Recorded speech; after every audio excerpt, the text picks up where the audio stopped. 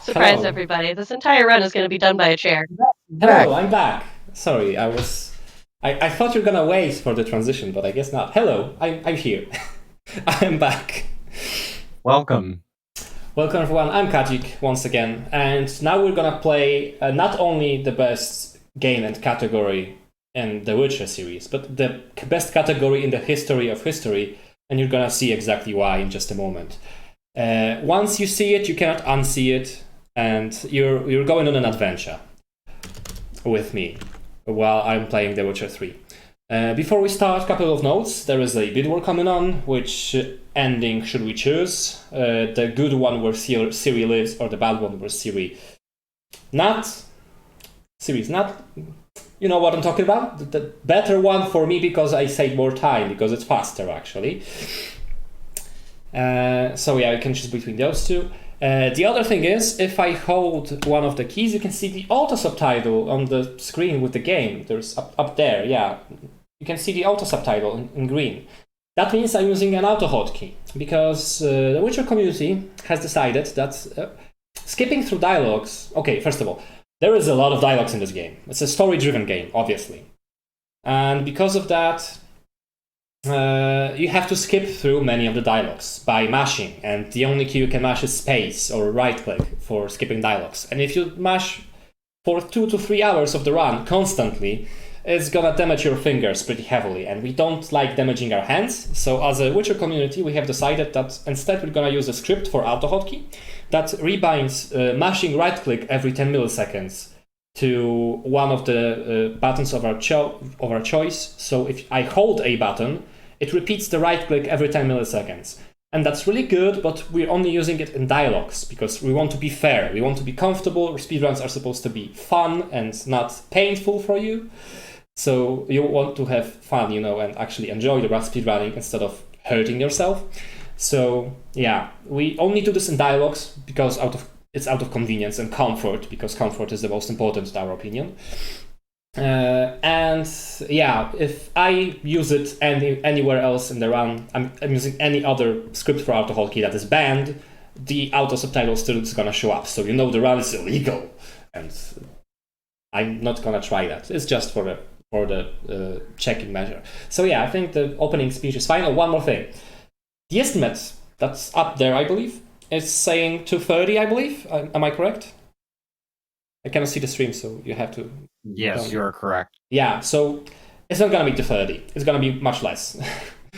The thing is, as I was submitting it, I was not that good at the game, and then I've practiced, and then I'm good at the game right now. I actually have the world record for the category, and the world record is 205, so it's much less than 230. So make sure that the next runner is prepared before my 2-hour mark hits in, because yeah, we're gonna catch up with some time here on the marathon.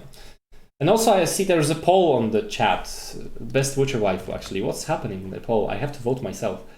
Who's the best waifu? Yen, obviously. I'm voting for Yen. So, that was everything from me for the beginning. Are we ready to start the run? I believe we are. The rest of the explanations will go as I try to play, because we have 2 hours of amazing adventure, and you're gonna see why. See, but here's the thing. I have a question. Okay. I've never seen a Witcher before, but I have seen plenty of Skyrim speedruns. How many times is Roach going to go up a wall? This is a tricky question, because we're gonna use Roach for the first 8 minutes and then not at all for the rest of the run.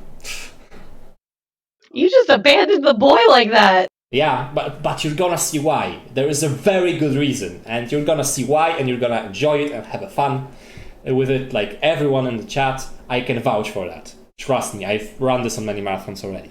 So, if we are ready, I'm gonna just start a new game, and once I hit enter, we can start a timer. One more thing, I actually have to open LiveSplit. I'm so unprepared, I'm sorry. But I have enough time, I have too much of big of an estimate. Okay, let me just bring up my LiveSplit. to actually So use that the- means that you don't want to save Serie, right? Or that you do, do? because there is, as I said, during the intermission and stuff, there is a chance that this may be a world record on the marathon, because I have a 2-minute time loss. In my Alright, Chad, action you know what to do. control, Ruin the world record. I'm trying to give you arguments, not save theory. Okay, but I am ready. And no more intermissions and stuff. We still have plenty of time to talk. Hey, throughout the real round, so- quick, audio is looping somewhere. There's an echo. I think I know where. Give me a moment. I think I know. Yeah, I was pulling through, instead of audio of the game and the Discord audio, I was pulling through Discord audio twice. So yeah, good job me. But everything is set now properly, I believe. So you didn't hear the game audio, but that doesn't matter. It will matter in a second, but it doesn't matter now. Okay, so now we're ready. Now we can go. So I'm gonna count it down because it's really hard in here and I don't want to sit here that long as well. 3, 2, 1, go. Okay, now the run has started. We are already using auto hotkey because there is a cutscene that we want to skip. First of all, we're Geralt. Hey Geralt, how's it going? How's it rolling? Because we're gonna roll here. Because right now we can only walk, we cannot run. So going into combat mode by punching the air and rolling, it's actually the fastest way of movement. So that's what I'm trying to do now. As you can see, because of the auto hotkey, the dialogues are going really, really fast. And this is gonna go throughout the entire round, so be used to that. And the thing you're not hearing yet, but you're gonna hear in a second, is that we're playing in a Japanese version of the game. The Japanese audio, of course, not the subtitles, because you don't need subtitles. It doesn't matter. But it matters in speedrun, because the Japanese audio is 4 seconds faster than the English one. And I've actually measured it. I'm the one that counted. I've spent like 2 days off not running the game, just to time it. And yeah, it's not much, but because I spent so much time timing it, I'm damn allowed to take that 4 seconds of a free time save. And also, no one can call me a weeb because that's objectively faster. that's the other part. So yeah, another thing that many people say is that Witcher 3 shouldn't be speedrun because it's such a good game plot-wise and story-wise and you're skipping everything, so go to hell. First of all, how dare you? Second of all, speedrunning this game is lore correct. Because if Serie is in danger, because Serie is in danger in the lore of the game, what do? You plague went with every single citizen in the entire world, or you actually go to try to save her as fast as possible? You do the latter. So speedrunning is actually lore correct. And yeah, I know don't want to save Serie later, but I still want to be fast. So I want to be fast to meet her, so that's actually lore correct, right? Makes sense. So, and if anyone even wants to use this argument, don't. I have a perfect riposte for that. Now we have to peacefully talk with these peasants to make them know that actually it's lore correct, and yeah, we've convinced them that speedrunning is lore correct. And now we're going on an adventure as a Witcher, because we're doing the Griffin Contract. You know, it was advertised pretty heavily that there's a Griffin Contract, there were figurines of Geralt fighting the Griffin, and this is the first big thing that's happening in the, like, prologue. Okay, that was a weird graphic glitch, I have no idea what happened, but never mind. We're playing on the old patch. Because this category is any % old patch, we're playing on a patch 1.06. And that's important. It's gonna be important in like 5 minutes. There is one glitch that makes this category 50 minutes to 1 hour faster than the current patch category. You're gonna see why. Right now, we're setting up to actually fight the Griffin, because we need the bait for the Griffin, which is bucklephone, this weed that we took out from the bottom of the lake. And I also want to level myself up a little bit, so I'm using these places of power. If I meditate near them, I can get a free ability point. And that's gonna be useful, because I need 3 ability points just before the Griffin fight starts. I'm gonna use 2 places of power in order to take them. And I'm gonna level up once, so it's gonna be exactly 3. And that's a good number, you're gonna see in a moment. First of all, we have to go to the Nilfgaardian garrison because they have information about Yennefer. Of course, we go in the badass way because we're Witchers, so we're going in the back entrance, so no one expects us. It's just a little bit faster, but it looks cool. So yeah, every trick that looks cool is obviously the proper choice. So right now we're talking to the Nilfgaardian garrison commander. He tells us that we actually need to kill Griffins, so we officially have a contract for the Griffin. But we have the Bucklethorn already, also reliving the badass way as well, because why not? Because we are Witchers. We have a contract for Griffin, we have the bait, so the only thing we need is to examine Griffin's Layer, and we're gonna do exactly that. First of all, I'm gonna call Roach. This is a decent spawn for Roach, because Roach can spawn anywhere within the radius of you, and sometimes that means she will spawn on the other side of the river, and you have to come to her, because she won't move, because she's on the other side of the river. So yeah, it's gonna waste our time. But as I've mentioned before the run, we're not gonna see Roach that much. So it's not that kind of a big deal. So we're gonna examine the Griffin's Layer right now to get some information about the Griffin itself. We have the bait, and Geralt is really good at investigating stuff. He's practiced with Sherlock Holmes, even though it's like 1200s in terms of the timing of the Witcher, of the lore. But he's Sherlock Holmes, so just comes here, steps away, and he knows everything already. We don't need to investigate, we even gain a level, so that's even greater. And conveniently there's a place of power right over here. So we're gonna break our back and actually gain the last ability point that we need. And we're set to go to actually fight the Griffin. So it's 5 minutes already, we didn't do any single... no quest in the White Orchard, but we're already good to go with the Griffin fight. One important thing, Corgi Horse.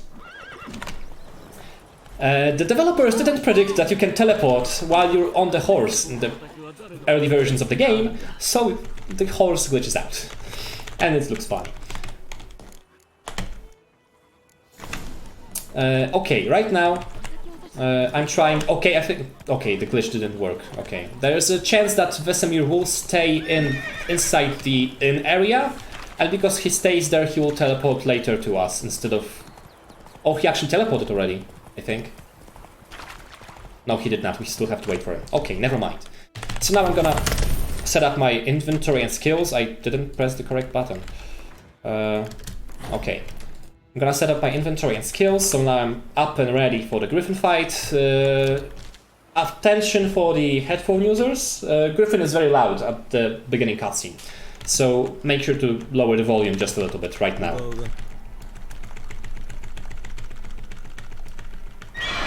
Okay, the screams of the Griffin have ended. So this is the Griffin, say hi to Griffin. If he flies in the air, that's bad, because we don't want him to fly away, but he fortunately did not. And that's the end of the first phase already, I believe. Okay, it's the end of the first phase. But we prepared our crossbow to be super good in the case we have to fight with the Griffin and he flies away. Right now I'm gonna look at the mill while zoomed in with the crossbow, because the mill is so awesome. Like, look how well it's detailed and everything. Like, it's a really good mill. I have to thank programmers for actually doing this mill. It has a really good design, don't you think? But we've looked on the mill for long enough. I'm gonna reload the save right now to enjoy the mill even more, because it's a really good mill, obviously. And right now Geralt is into Eurobeat because he's running into 90s, and that's how the game is gonna look for the rest of the run. I hope you enjoy it. Pick up the chest, Geralt. No, I didn't pick up the chest. Now I picked up the chest. I should have picked up earlier, but I was messing around. So what happened here? Exactly. Everyone in the chat will ask why Geralt is so fast throughout the run every 2 minutes. So whoever is in chat right now, make sure you remember and explain it to them, because the question is gonna pop up every single time someone sees the run. What's happening here is when we zoom in with the crossbow, the world slows down and Geralt does not, so we can take a proper shot. It's a mechanic of the game. But if you zoom in with the crossbow during an autosave, it was the part when I was looking at the mill and talking about stuff. If you use it during an autosave, the game stores the difference between Geralt and the world. So if you load and move out of the crossbow, and Geralt and the world is back to normal again, Geralt is super fast. Also, fights look like this from now on as well. And it's awesome. And that's why I love this category. And it's fun to play, it's fun to watch, and it's overall great. But right now, as you can see, Geralt won't be fast, even though I've said it's gonna last for the rest of the run. The thing is, every big transition, as I call it, the entire script for the Geralt and all the characters is reloaded. So, in order to activate the glitch again, I have to pull out my crossbow again. But because I'm in the Vizima castle right now, I cannot use my weapons. So, throughout this segment, I cannot do the glitch again and be fast. So, we're gonna be slow again. The lore, the speedrun lore for the reason is Geralt figured out that he has super Witcher powers, and he wants to hide them in front of the Emperor, so the Emperor does not know that we are super Witchers indeed. And now comes the very important glitch. It's not maybe a glitch, but a skip. It's called Chamberlain-less, because we're supposed to follow the Chamberlain, but we're not gonna. It was found recently, and it saves 10 to 15 seconds. It's Chamberlain-less because we ignore him and we walk to the side. Because we want to explore the castle a little bit. We can just walk around. We still have to wait for him to go to the door where Yennefer is. So, yeah, we can just explore the castle. Oh, this wall is pretty cool. It's even not solid, so we can go out of bounds. So we go out of bounds, walk around a little bit, just a little bit, and then move back. What happens is, if you walk away 80 feet from the Chamberlain, he teleports to his destination immediately. So we don't have to wait for him. And the only way to go 80 feet away from him is just walking out of bounds. So we've saved 10 to 15 seconds just by walking out of bounds. This is the only out of bounds section for the run, because it was only found recently. And there are ways to go out of bounds in this game, but there are not that many ways to go back in bounds. So we use this wall twice, that is not solid here, to actually walk out of bounds and back in bounds. So I hope you enjoy this little funny segment of Geralt being out of bounds. It's not gonna happen for the rest of the run, but yeah, it's new and I wanted to show it off. The game is broken enough, but we're gonna break it even more. A little bit, but still.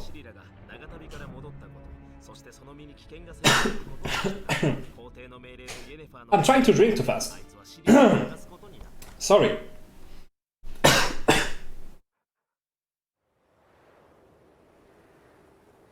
Oh, man. I almost died on stream. That wouldn't be good. But I'm back, and our speed is back again. Jesus, what happened to my throat? I hope everything is okay. Okay, it is. Sorry, I was just trying to drink water too fast and it messed up my throat a little bit, but we should be fine. So, back with the game. Now we have, because we've contacted the Nilfgaardian Emperor, and we have the official quest to find Serie. So we're gonna do exactly that, because it's even our goal as a Witcher, not only as the Emperor's pushover.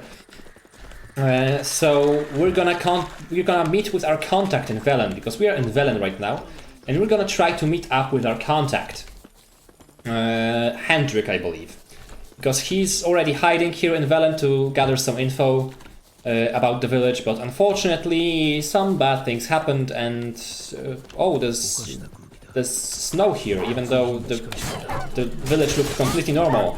And wild hunts attacked the village because they knew someone here knows stuff about Serie. So they were looking for Hendrik here, and meet Hendrik. This is Hendrik. F in the chat for Hendrik. He's dead, but at least he still has some info for us, because he left a key in his shoe that allows us to go to the secret place under the house where we can find his notes and the diary. Okay, I messed up a little bit, but yeah. There's his diary. We're gonna read it all, because he's dead already, so he doesn't mind. And now we know everything we have to know about Serie. She met the Baron, the Bloody Baron, the ruler of this land, at least for now. So we're gonna talk to him. And as you've seen when I was in the Nilfgaardian garrison, because we're Super Geralt, we like to go in the badass way, and we're gonna go into the Baron's Castle the badass way as well. And by the badass way, I mean instead of going to the front door, we're going around the palisade, on the rooftops, on the hills, and we jump. Well, that was a mega jump, but never mind.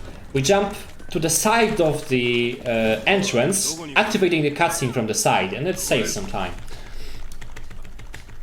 And then we're gonna do some talking with the Baron, because he wants to talk with us. He saw Serie, so he has to know something, right?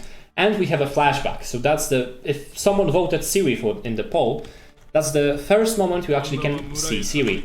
And we can even play as Serie. Hello, this is Serie. She's a born speedrunner. She's not a super witcher as Geralt, because the speed up doesn't apply to her, but she has a dash ability, so technically she's even better normally in current patch or something.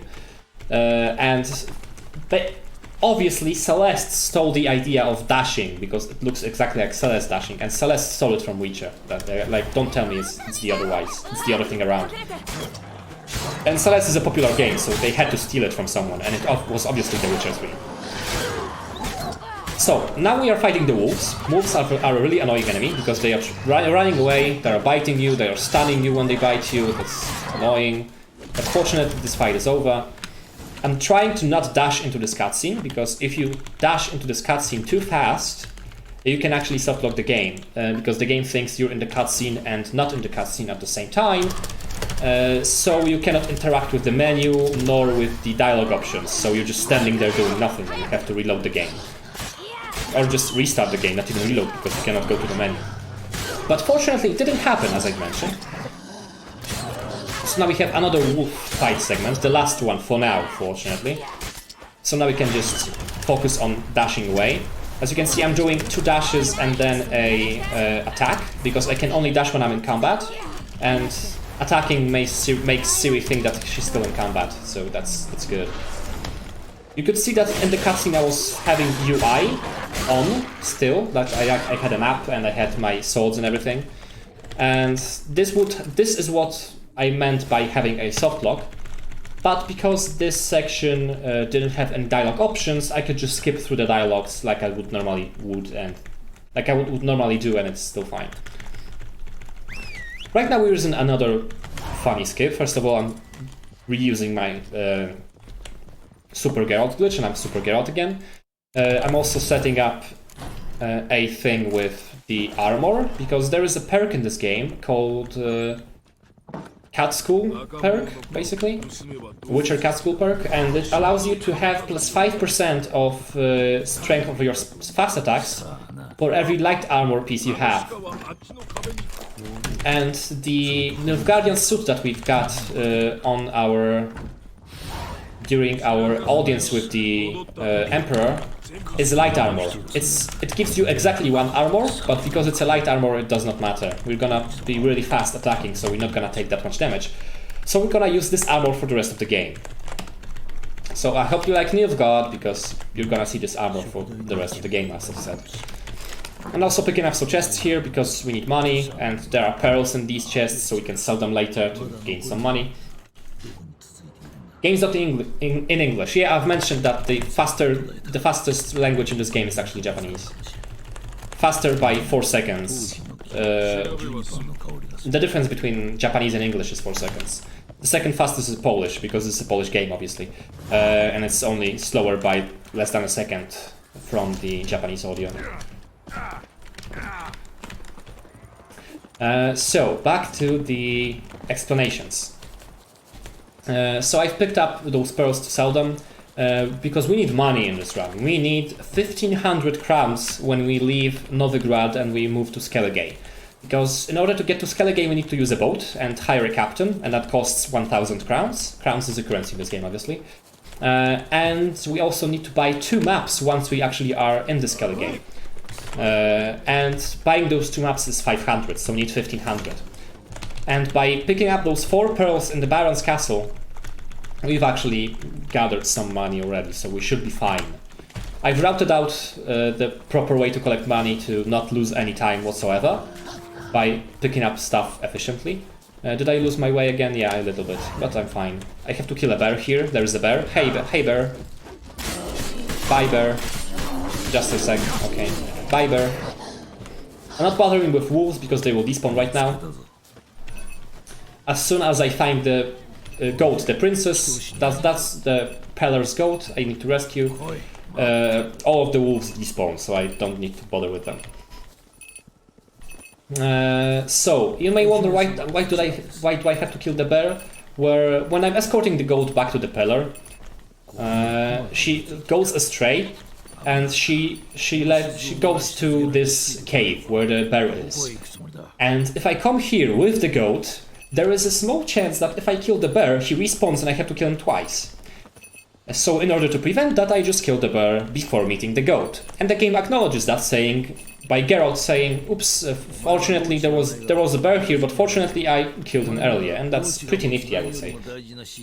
I like that developers actually think that the players can do something before it's actually relevant. Okay, so now we've rescued the goat for the Peller, and we have to prepare for a ritual. Because we obviously have to do a quest for Baron, he wants to know where his wife is. Because his wife is gone, she escaped or something, so we have to help him find her. And spoilers, she escaped from him because he was abusive. That's the dark part of the Witcher franchise, because the Witcher lore is not about something being good or bad, it's in shades of grey, and that's the entire point of the story. And that's how it is with Baron as well. We're coming here, he got drunk and he got mad, so he's burning his stables, so we have to convince him not to do it. He feels convinced now. I think he's convinced now. And now we're gonna have a really important skip. We call it a botchling skip, because there is a botchling fight and we can skip it, obviously. But it's really hard to perform. It's easier to do on the current patch because the setup is a little bit different, but in the old patch, boy, it's RNG. So fingers crossed that I'm actually gonna do it properly. First try, of course, I'm just that good of a gamer. Okay, so we insta-killed the botchling.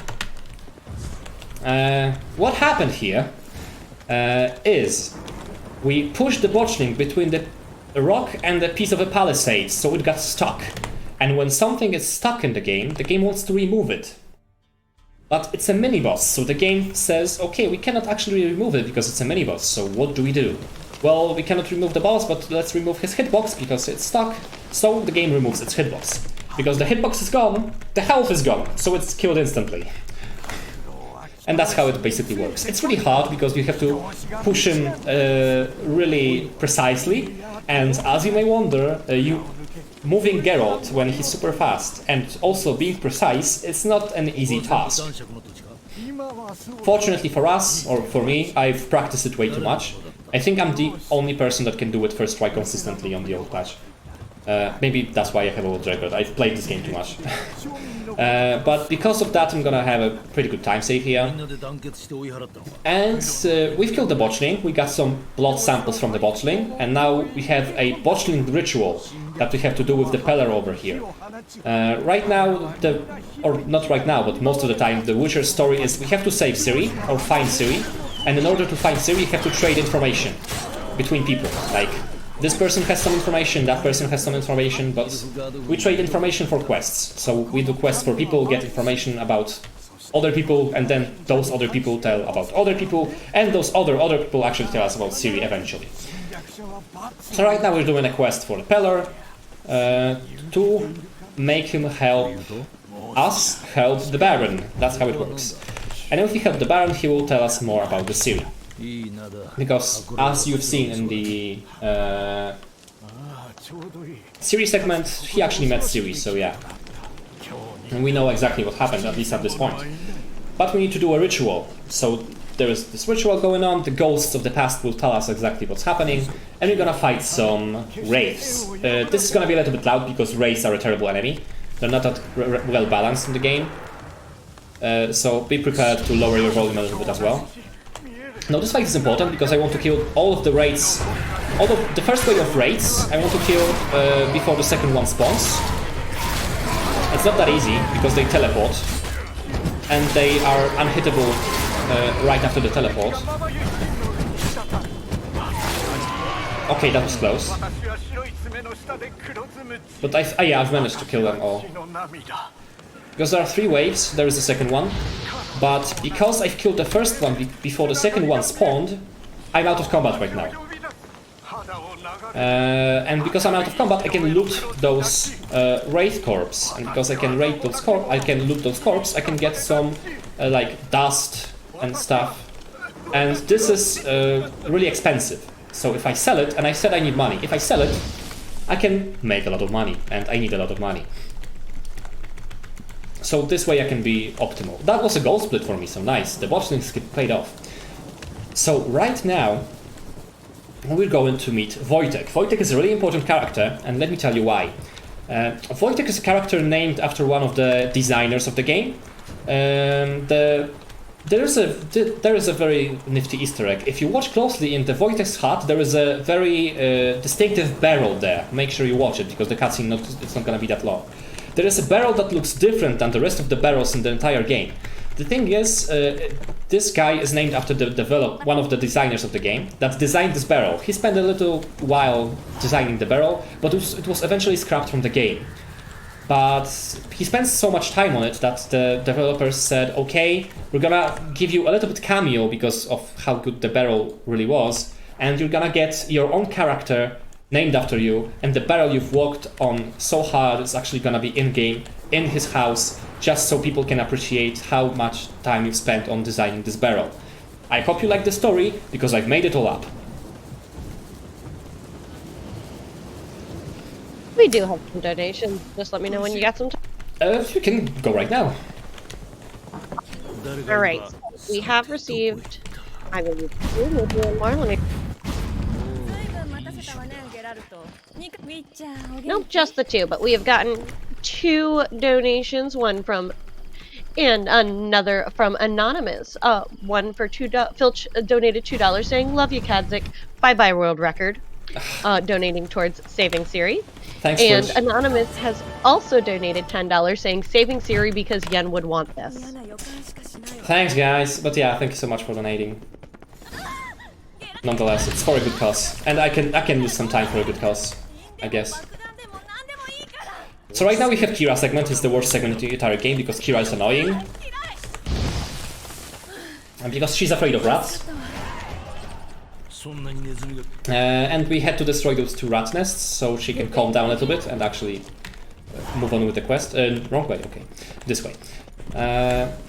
So, the thing with Kira segment is, she's annoying, the segment is annoying, we have to spend a lot of time for auto-explorers, so we don't want it. And we don't like it. Hello? Okay. So as you can see, I'm just running around waiting for Kira to come. There is one very funny trick later in the segment, in the Kira segment, where we can actually save time even though we're in the Kira segment, because it's still an auto-scroller. We're supposed to go through these caves because an elven mage left some messages for Serie, and because of that it's gonna be easier for us to find her, I guess. But it's annoying because we have to wait for Kira with everything, basically. You see, I went just a little bit too fast to this door that's gonna open in a sec, and because of that, Kira didn't spawn yet, and I had to come back to her. It's really easy to lose Kira in this segment, that's why we don't like her. There's a golem fight. This was a golem fight. It's really easy once you're a Super Witcher. I'm looting the golem because I need money, as I mentioned. I need to wait for the dialogue of Kira to go forward because Kira is boring and I don't like her. And right now we have the important... I forgot to split that, okay. We have the important segment. We have the important segment that has a nifty skip, because it's the portal segment. It's Portal 2 right now, it's not Witcher 3, it's Portal 2. There are portals, and we have to close them. And Kira is an advanced magician that's supposed to close the portals, right? And we have to stay inside the barrier because if we go out, there is this white frost created by wild hunt, and if we go there, we take damage. So we have to escort Kira and cover her while she closes the portals. But because we are witchers and we are super witchers, we can close them ourselves by just using a sign. And that's it. So right now Kira dabs on us because she doesn't like us as well. It's a dab, basically. So what's happening here? The game later on tells you that you can close these portals with Irden Sign or with Dimitrian bombs. Because you fight with Wild Hunt later and you have to close these portals in order to progress. But the game doesn't tell you that you can close these ones, and these are the same portals, so you realize, can I actually close these ones as well with the same exact method? And turns out you can. So instead of waiting for Kira to wave her hands and do advanced magic and waste your time yet again, you can just do it yourself. And the funny thing is, lore-wise, is that Witcher signs, the magic signs I'm using, are meant to be the lowest possible tier of magic, because Witchers can handle it. Any higher tier of magic is unlearnable for Witchers. But signs are so basic that even Witchers can use them, right? So she uses advanced magic, trying to close the portal, and then just coming in here, running into the portal, using the most basic form of magic in the lore of the game, and closing it before she can do it with the greatest spell in the world. And if that is not a proper argument for you to think that Kira is just a bad character, I don't know what will convince you. I'm just joking, of course. Kira is not a bad of character, she's just annoying speedrun-wise, because you have to wait for her so many times. So now we're gonna have a boss fight yet again, because every single quest line has to have a boss fight. Wait for Kira. Okay. If you come here too early, the boss won't spawn and we are soft-locked. This boss is actually easy to kill. 3 hits and he's already half health.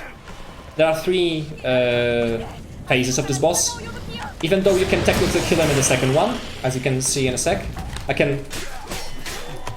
He's basically dead. I almost took all of his health, but he's cheating because the game forces you to have 3 phases of this fight.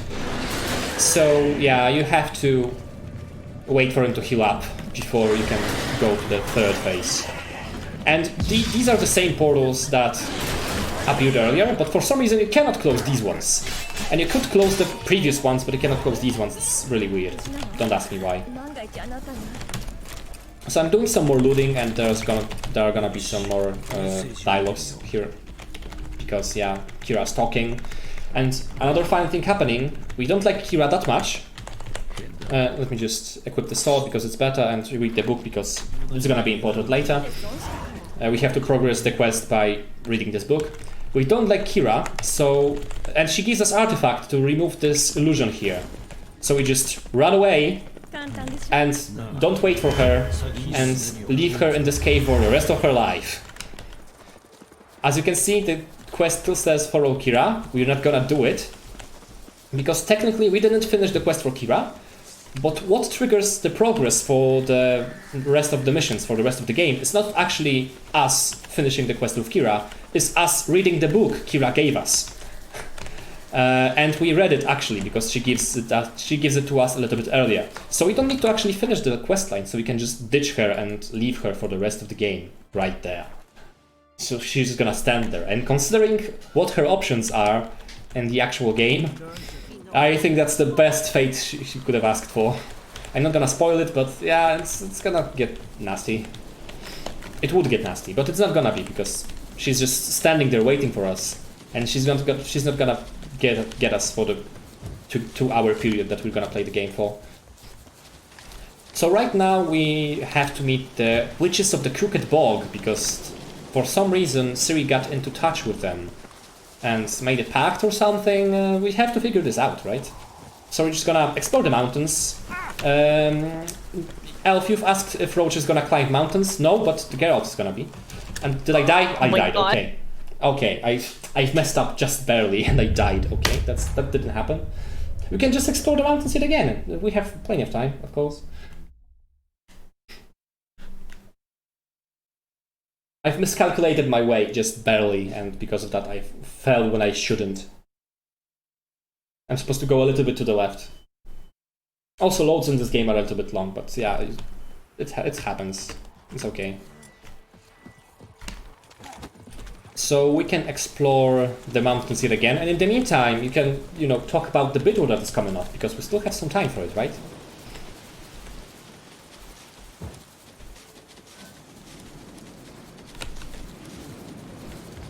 Because you can choose the ending of the game. We had like 2 donations for saving the Serie, but you can also, you know, save the frames and be faster. And then make me be faster, because obviously right now I'm not that fast when I'm losing time. Still going in not the proper direction, but okay. Okay, now I'm going in the proper direction. I've lost my way just for a second, but because I've turned a little bit too early. I'm supposed to grab this checkpoint over here. I've grabbed this checkpoint, or maybe not the checkpoint, but the fast travel point, and I can teleport to this village later. Because right now we have to visit the bog over here. Because there is an orphanage in the middle of the bog. That's pretty weird.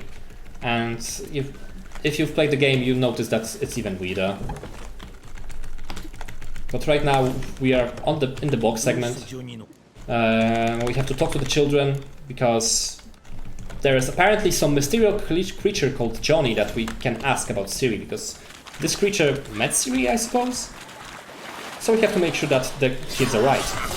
So we have to follow the tracks of Johnny. Did I actually examine those tracks? I think I did. Okay, I did. I just wanted to make sure because I triggered combat even though I didn't need to. So this is Johnny's lair, and say hi to Johnny. Here's Johnny. And he cannot talk because there was a curse cast upon him and he cannot talk right now. So we have to help him by getting back his voice because it's in an enchanted battle right now. I went a little bit too far. Johnny teleported a little bit too late, so I lost my way. So we're gonna climb a mountain again because we are Super Witchers and we can do this by ourselves. You can see easy. And now we have to fight harpies. Unfortunately, because I died earlier, there is also gonna be a wyvern here. So we have to kill the wyvern as well. And the wyvern has a little bit more health than harpies, so it's gonna take a while, but it's over now. Normally I wouldn't fight the wyvern, but because I've triggered her spawn by coming in the wrong direction and dying, the wyvern actually spawned as well. But it's gonna be fine. So right now we have to escort Johnny in again, even though he's not with us technically. But yeah, we're escorting Johnny, we've escorted Johnny, he's already here. And because Johnny's here, he can talk to this lady that was not trying to help us, and now she is trying to help us. She is easily influenced by mysterious creatures, I suppose. And she gives us the dagger. The dagger. It's an important dagger. Remember this dagger, because it's gonna be important. And this dagger is important because it's the only unskippable cutscene in the game. I don't know why it's the dagger cutscene, but yeah, I guess it's pretty cool.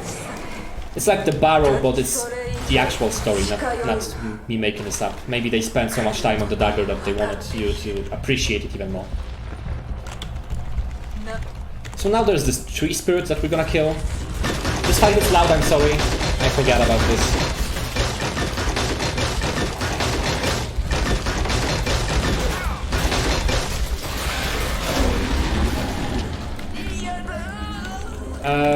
Audio levels in this game are pretty well balanced, except for a few enemies which are hilariously loud for no reason.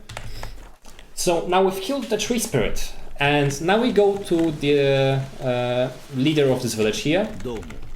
That's gonna give us the quest to kill the tree spirit. And also, we see the dagger cutscene twice in the span of one quest, that's why it's so important. And he tells us to destroy the tree spirit, but because we've already did, it pushes the quest even forwards and we get teleported to the bog again, saving us some time. We don't have to walk back and forth. Now we have the best segment speedrun-wise because we have to mash space. The only thing that you do in this segment is just mashing space to dash, get to the end, boom. The end of the Serie segment. I hope you enjoyed it. I have no idea why it's in the game. maybe they thought, well, putting only cutscenes with Serie would be a bad idea. Let's just put a gameplay segment as well, and they put you just dashing, and that's it. No idea why. It's weird. But we finished the entirety of the Velen segment. Even though technically, as I've mentioned earlier, we're supposed to tell Baron what happened to his wife, right? Because the lady on the bog that was easily influenced by mysterious creatures and for some reason helps children and has the orphanage on the bog is actually Baron's wife, and she's lost her mind, literally. And we're supposed to, talk to Baron about this because, he gave us the quest for it, and we're supposed to be the good guys.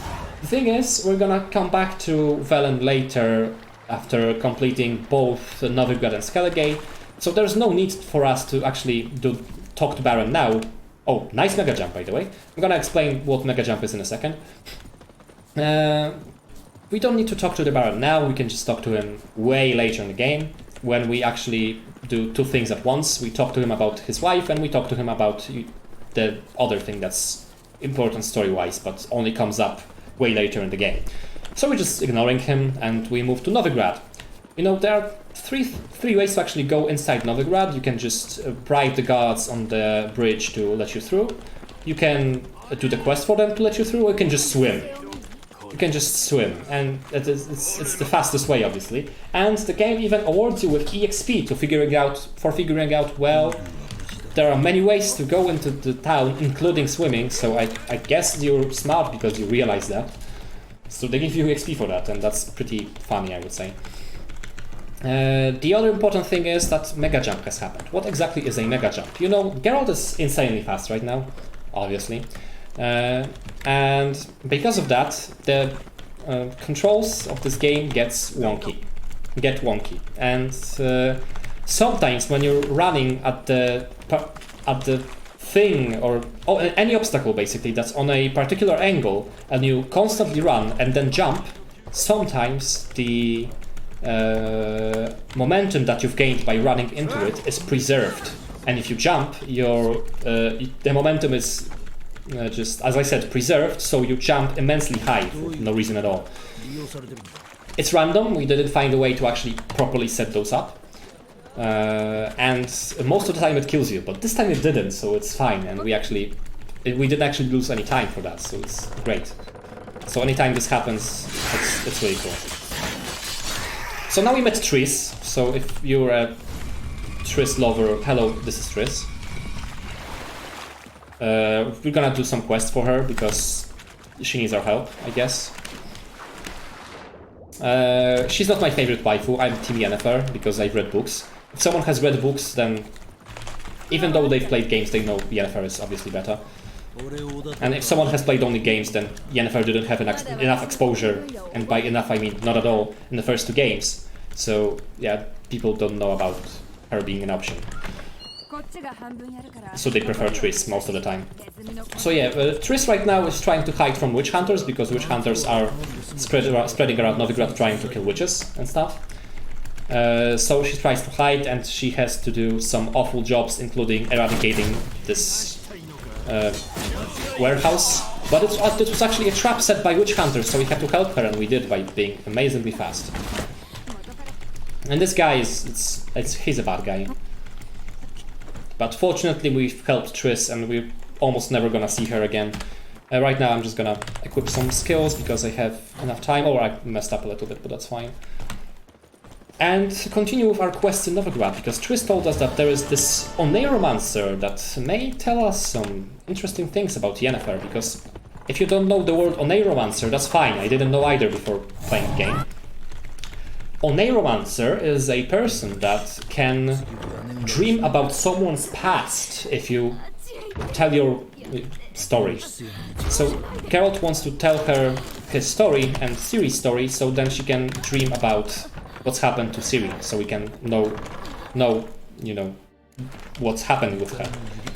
But first of all, we have to save her, because she tried to do some dreaming stuff here in this house that is haunted, and she's in trance right now, and she cannot go out from this trance. And apparently a godling, just like Johnny, was just messing up with her. So we talked to Godling, and tell the Godling, please don't mess up with our Necromancer, we need her. And Godling says, well, okay, just don't kill me. And we say, okay, fine, you're cool. So, you know, it's chill. Even though Geralt is a monster hunter, sometimes you just can figure out which monsters are not harmful and just want to play. Even though this Necromancer didn't feel so well, you know, we say, Godling is cool, so you can live. And it's faster for us to actually save you. So now we can set up our quest with Necromancer. We talk about Serie right now, so she can see Serie's past. Cutscenes, boom, you don't need to see them because we skipped them. And now we know everything about Serie's past. And for some reason she got in touch with Dandelion. And if someone gets in touch with Dandelion, that means trouble. And we know this. So we have to figure out where is Dandelion. And Dandelion is in trouble, as usual in The Witcher merchandise. That's the word. So we have to figure out where he is. We meet another character from The Witcher merchandise, Zoltan. Hello, Zoltan. He has some problems with peasants, so we just beat the crap out of him, and the problems are gone. We have to read another book, because books are important. And then Zoltan talks to us about what Dandelion was doing before he disappeared. Apparently he met some girls, so we have to backtrack a little bit to walk through the path of Dandelion, to go to all of these girls and ask them what they did with Dandelion and where he is now. Did they have any information about him? And they don't know anything, basically. But we are forced to meet some of the girls. We don't need to meet all of them, so we won't meet the best wife ever, Elihal. Sad face. But we're gonna meet Rosafar Ad, for example. This girl is something else, to say the least, because we have to get information about Dandelion from her, right? So, you know what's the thing with her and getting information? We have to beat her in a sword fight. So we beat her in a sword fight. We say, oh, we actually Witchers, we're not your fencing teacher, please give us information. So she says, okay, but beat me again. I'm not king shaming, but it's something, I guess. But it's over now. It's over. Never mind. We're running away from her. That's the most important part. So running away from her, and now we meet another set of characters. Yeah. This is the second time in a row I clicked a wrong option in this dialogue. Normally, I would just click take me to the mansion with you, but I forgot, so now I have to walk there by myself, unfortunately. But so you're gonna see more Geralt running, and I think that's cool, I guess. Normally, yeah, what I'm supposed to do is tell this guy that was talking to, hey, you can take me to the mansion because there's a quest here I want to do, and, you know, you're cool, can you take me there so I don't need to go there myself? And he would say okay, but I messed up the dialogues, so yeah. I have to run there now.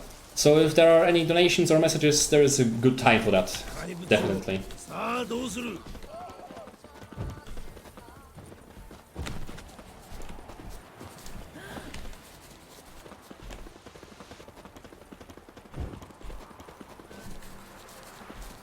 And if not, we can just continue. So, okay, I just teleported through the stairs. That's not what I wanted to do. I wanted to go up here, okay. And press 1 and 2. I'd like to talk to Molly. Now we use the Mega Jump option. And there is Molly, another girl that Dandelion met. So, yeah, we get some information about Dandelion. Yet again, we have to talk to 3 girls, I believe. Yeah. The unfortunate thing with the third... Oh, I actually unlocked the point, so I can just go from here. Yeah. The unfortunate thing about the third girl we're gonna meet is that we have to pay 200 crowns in order to actually talk to her.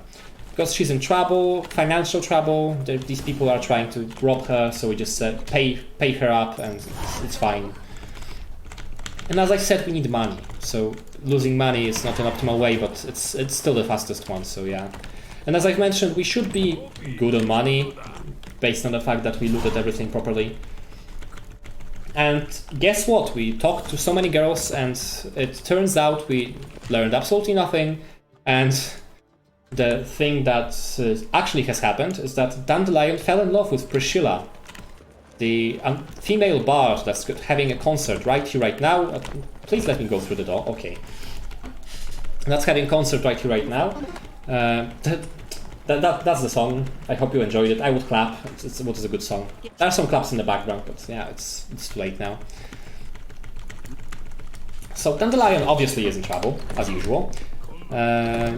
He was caught by the witch hunters, and he's in prison now because he tried to rob someone, and this someone is none other than Ziggy Roiven, one of the leaders of gangs in Novigrad. So yeah, he is in pretty big trouble. So we definitely need to help him. So what we're trying to do is talk to Roiven, and apparently he's actually D-Scrap, or how I like to call him, DJ Scrap. So we are meeting with DJ Scrap in his bathhouse, and what happened? Okay. The game is breaking today, I don't know why. It really likes to break. So what happens here is he gets ambushed by those goons here, but we help him, so we can now talk to him. And he will help us to figure out where is Dandelion by using his favor, basically. But in order to get his favor, we need to tell him where is his treasure that is gone, that he was robbed of. And we know that Dandelion took the treasure, but the only way to save Dandelion is by telling D-Scrap that Dandelion took the treasure. So he can then tell us what happened to Dandelion, because he knows what happened to Dandelion, but he doesn't know that he's the one that took the treasure. It's complicated, but it's funny because of that. Also, yeah, the dialogues are overlapping here because I'm such a good investigator, because I'm supposed to, you know, figure out what's happened here with Ziggy Roiven's treasure. And as I mentioned, there is this Henkel guy that supposedly took the treasure. It's actually Dandelion, but don't worry about it. So we report to D-Scrap about this, that there was this explosion, we got some bomb parts, so maybe we can figure something out together. And there's another investigating segment. I wanted to grab something to drink, but yeah, now I can do this.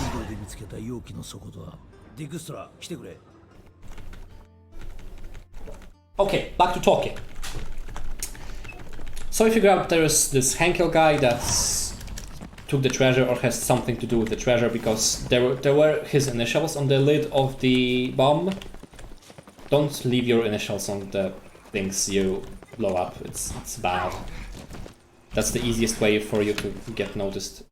Oh, okay, my game froze for a second. Well, yeah, what happened? In the meantime, we have to do some other quests. So we go to this casino, and we have to get some information from these guys. And you know Witcher's way of getting information from people that are obviously bad guys. This is how we get information from people known as bad guys.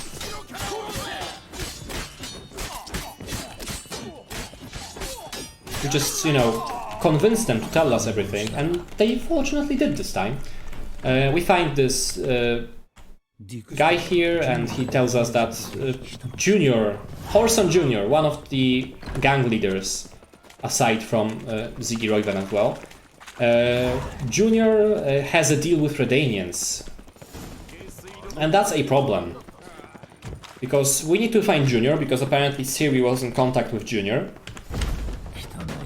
as well. Serie got in touch with many people, some good, some bad, but yeah. Serie was in contact with Junior, so we have to politely ask Junior about what's happened. And by politely ask, I mean rate his manner.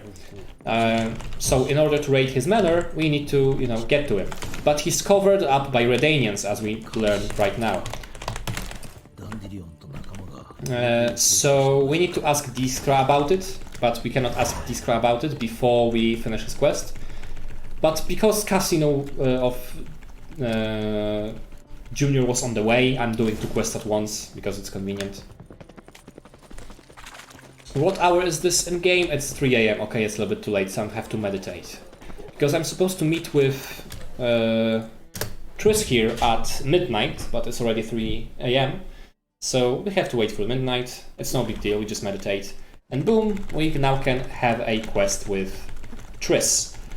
Story-wise, because Dandelion is in prison, and he's in a really, really strict prison, the only way for us to get him out is to get an official release from this guy over here, Caleb Mengay. And Caleb Mengay is the leader of the witch hunters. So we fake turning in Tris in order to get some information from him. But of course something goes wrong, he doesn't want to free Dandelion, and Tris goes havoc, so she kills him, basically. And we get no information from him whatsoever, but at least we get a key. A key somewhere, we don't know where yet, but we get a key. And that's our only clue. So we report this fact to DJ Skra, that we get a key for something, and that's enough for him, I guess. So he tells us where to find Dandelion, or how to search for Dandelion. And we also talk about the deal with the Danians that we figure out in Junior's casino, because conveniently he's standing in place so we can ask him twice. So he tells us, well, you know, because Junior has made the deal with Redanians, you can just talk to someone that has a deal with Redanians as well. For example, Vernon Roche, because Vernon Roche, the character from Witcher 2, is in this game as well. We're not gonna hang out with him too much, but if you like Roche, it's your time, because it's probably the only quest we're gonna do for Roche. First of all, I'm entering this cave very carefully for a very weird reason, because this is the cave where Vernon Roche and his company of Temerians, or Temerian regions, are just chilling. And if you go there too fast, you're gonna get insta-killed by them, because they think you're aggroed on them. So you have to be very careful entering, because if you're Super Witcher, you can enter there before the cutscene starts, and if you enter there before cutscene starts, you get shot. One shot and you die. So yeah, it's not optimal dying and run, as you may have seen already. I've died once. So yeah, we try to avoid this. So we got in touch with Redanians, in touch with Redanian King even, Radovid, and Radovid says, okay, cool, you can have Junior, whatever, but you're gonna pay up later for this. And we unfortunately have to pay up later for this, but it does not matter, because we can take care of Junior right now. I'm trying to get a pretty funny skip here, but it's pretty precise, and everything precise as a Super Witcher is not that simple, trust me. And these guys standing here doesn't help. Okay, first try. The thing is, we can only get inside the Horson's manor by using the door and attacking guards in front of his manor. But then we have to attack them, get the key from them, you know, the usual stuff. But if we go a different way, we don't need to talk to them or attack them, and they despawn as soon as we enter the manor in a different way. So we just skipped fighting two guys and picking up their loot, which takes like a solid 20 seconds, so yeah. But we lost like 15 trying to get the skip, so it's still worth. So we get to Junior, he's a bad guy, so I don't feel bad about punching him. And there's another Serie segment. And as I've mentioned earlier, Serie actually got in touch with Dandelion, and they did some robberies, actually, for Ziggy Roiven. We have no idea why, actually. Why is everything going so fast? You're actually the first person to ask this on chat, I'm surprised. Normally, everyone asks every 2 minutes. Why is Geralt so fast? Because only applies to Geralt. When you zoom in with a crossbow, the world moves super fast. The world slows down and Geralt moves normally. And if the autosave happens, the game stores the difference, and when the game is normal again, Geralt moves super fast because the world is normal. That's the basic explanation. But right now we're playing as Serie, which is not as fast, but she has a dash ability, which is great. And we are in the same hideout as we were just a second before. Serie, can you attack please? You have to kill this guy first because he has a shield, and if you attack a guy with a shield you get stunned every time you try to attack him, which is bad. Okay, I have to dash away from the door and dash back to the door because they're blocked for some reason. And that was another Serie segment. We're gonna have 2 more, I believe, 3 more before we meet Serie. So right now we took care of Junior, bye Junior, lol. And we can move on with other things. Unfortunately, we have to go to Radovid and tell him that we took care of Junior, so it's gonna take some time as well.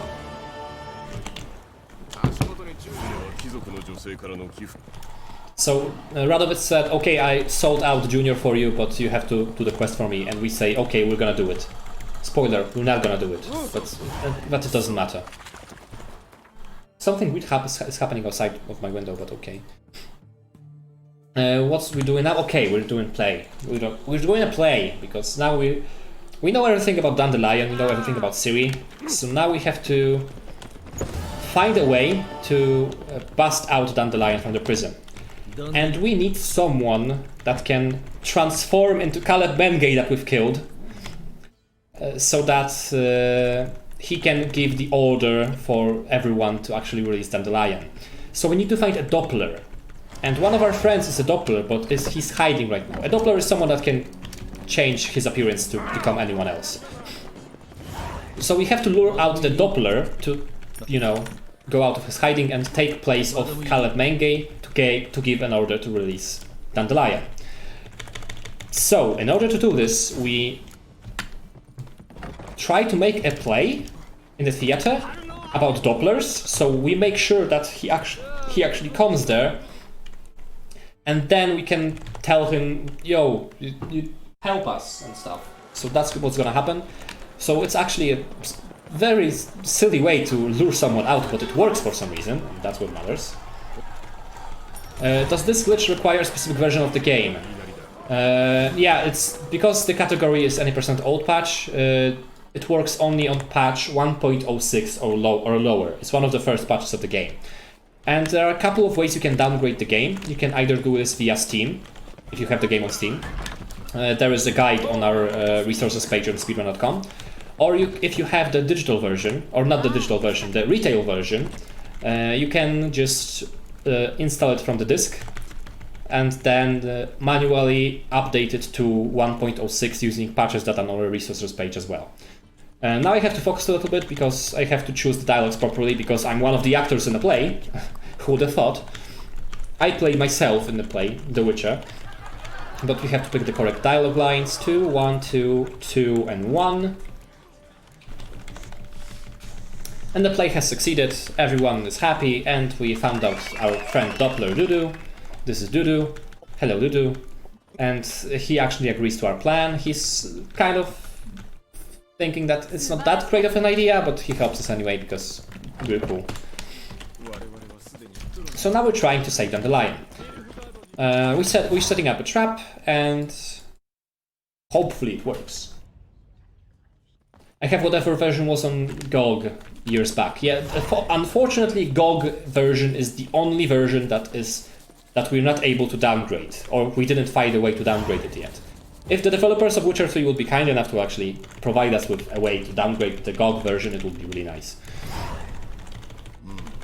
But yeah, that's the only version that's undowngradable.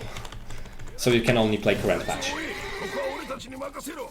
So we actually released Dandelion, or we tried to, but we were ambushed.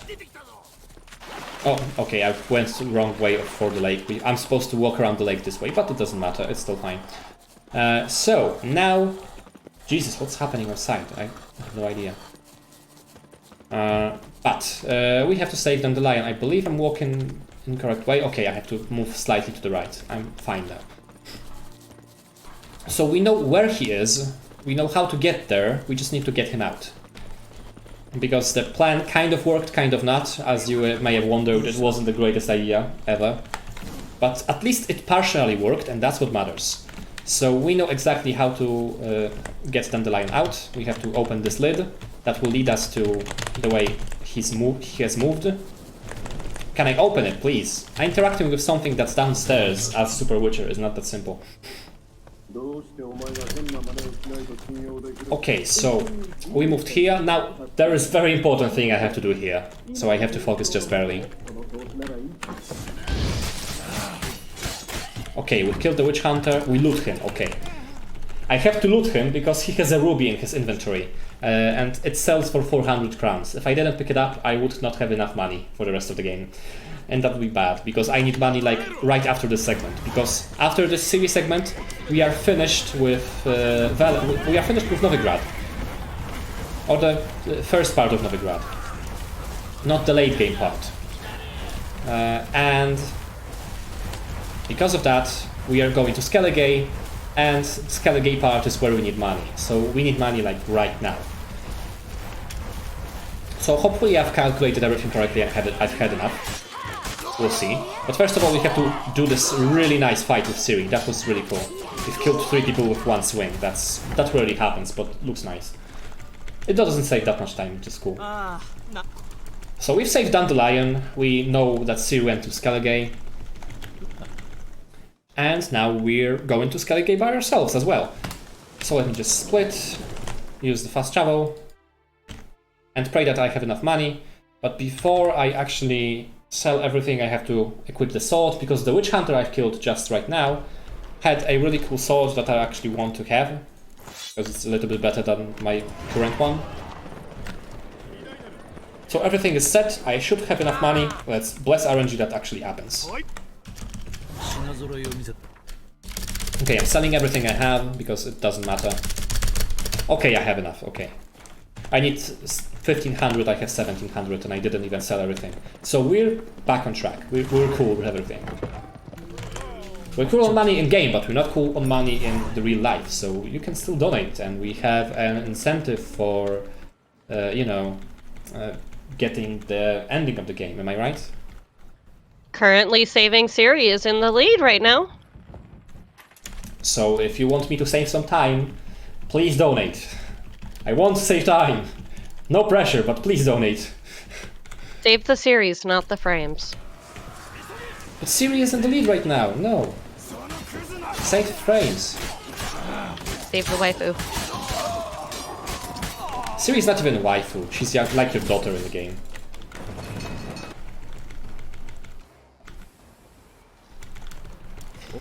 Yennefer Okay. is the waifu. Yeah, Yennefer is the waifu, exactly. Team Yennefer.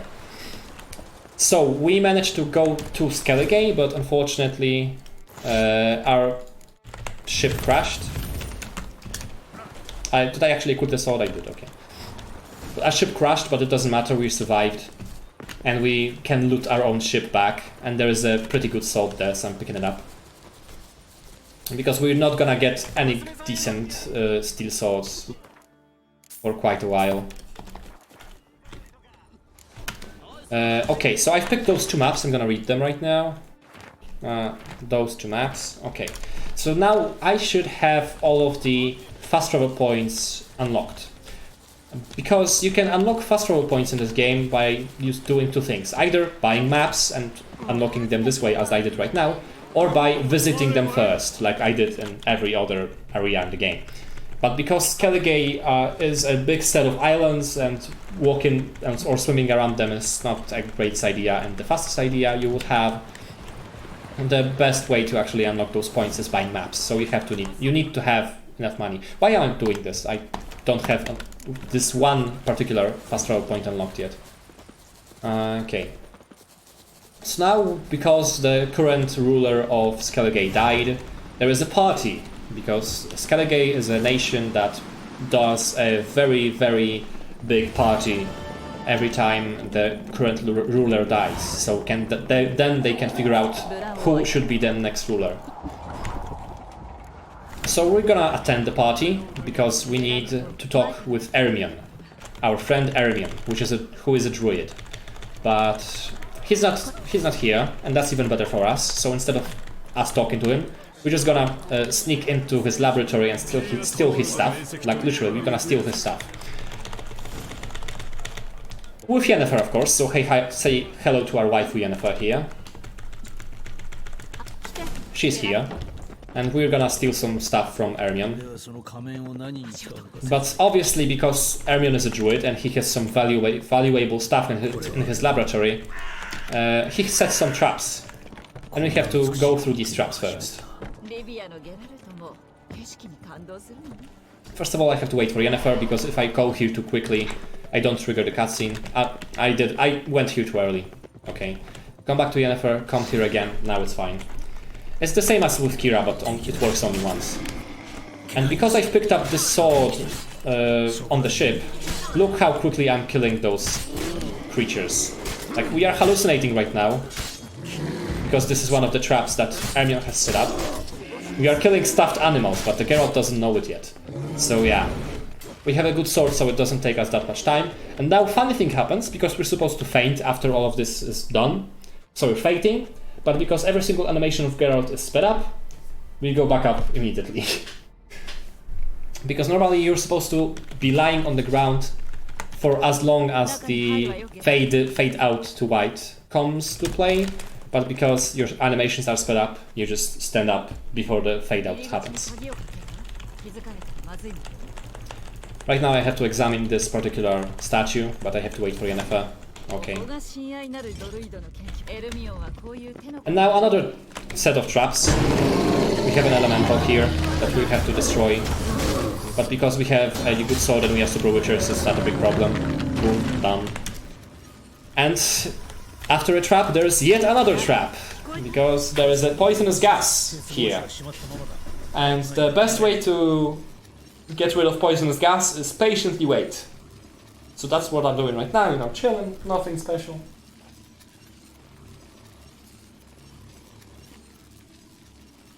And Yennefer finally figures out, well, we should teleport out of here.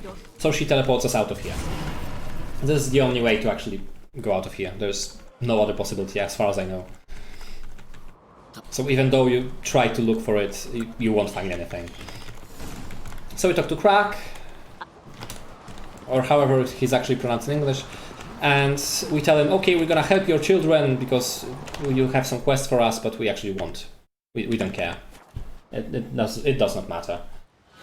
So right now we have to do quest for Yennefer again. We stole a particular mask from Ermion, the mask of Ouroboros, that's gonna help us see memories that Yennefer had, or Serie had, with her companion that left her messages back with Kira segment. You know the deal. And now we talk to Ermion. He's not that mad at us for, you know, stealing his stuff. Just a little bit. Oh, nice ragdolls, by the way. That's what happens when you kill people too fast, or creatures too fast.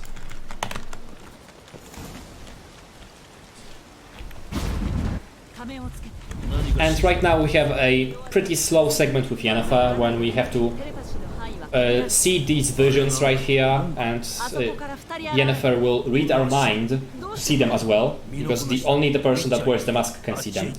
And reading in the mind of the other one is actually a cheeky way to actually do this.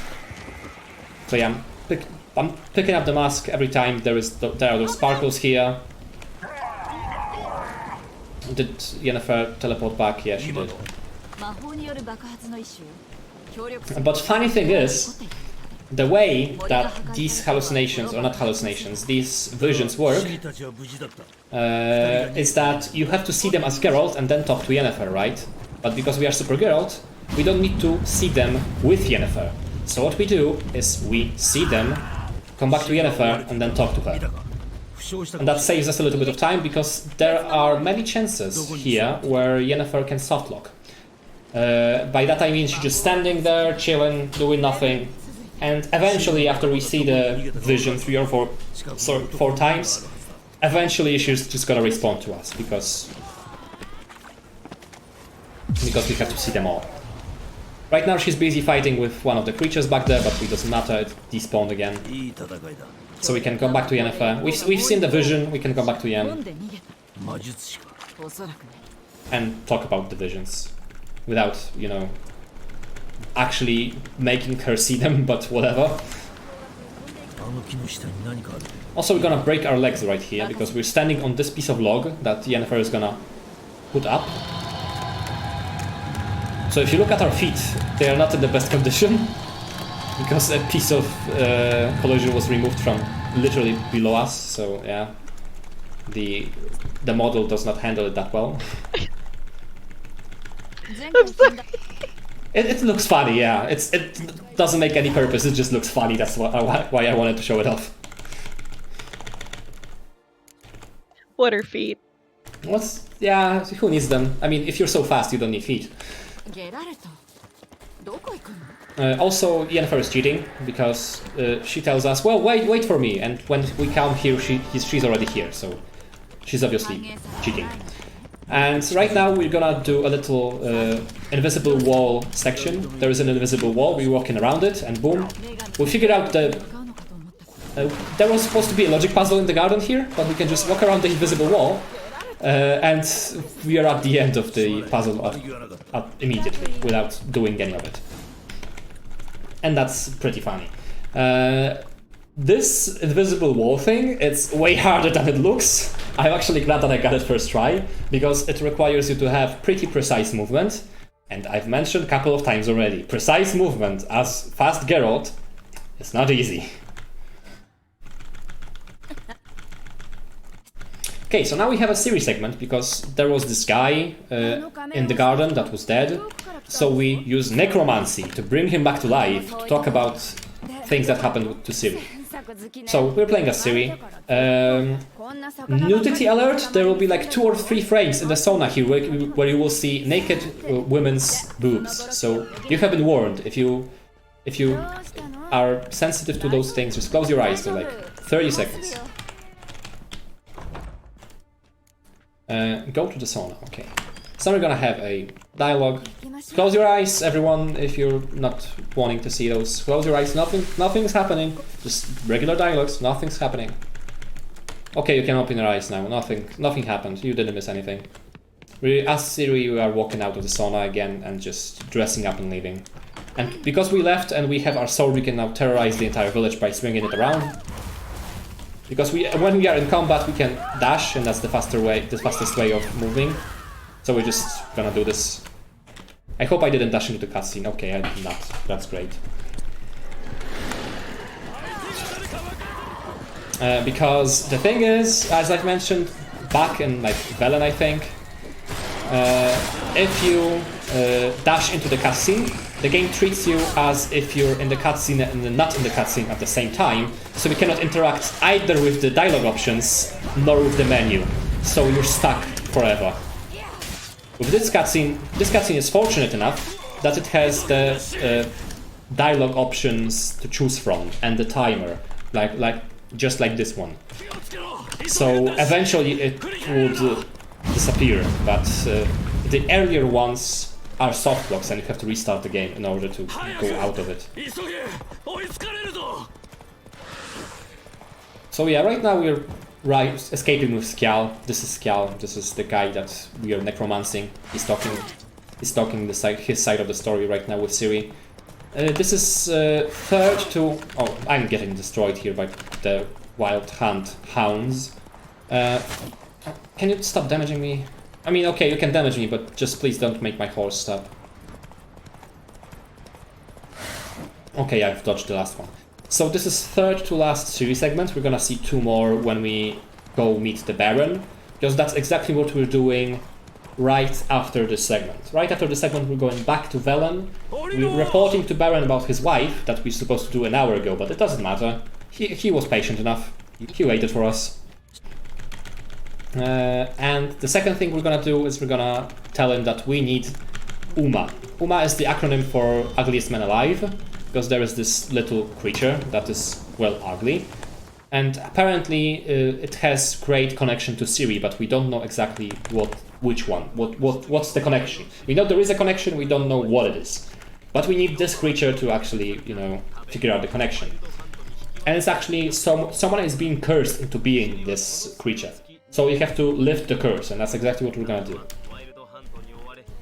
But first of all, we have to actually get the creature, and in order to do this, we have to talk to the Baron. And also we have to do 2 Serie segments. First of which is the horse race. We're gonna have one horse race in the entire run. Even though horse races are a big thing in this game, just like playing Gwent. But we don't play a single round of Gwent in the run. Which is unfortunate, because Gwent is a really great part of this game. And there is one horse race that is forced on us, which is the Serie horse race. Now we have the first Serie segment. This is the horse race I've mentioned.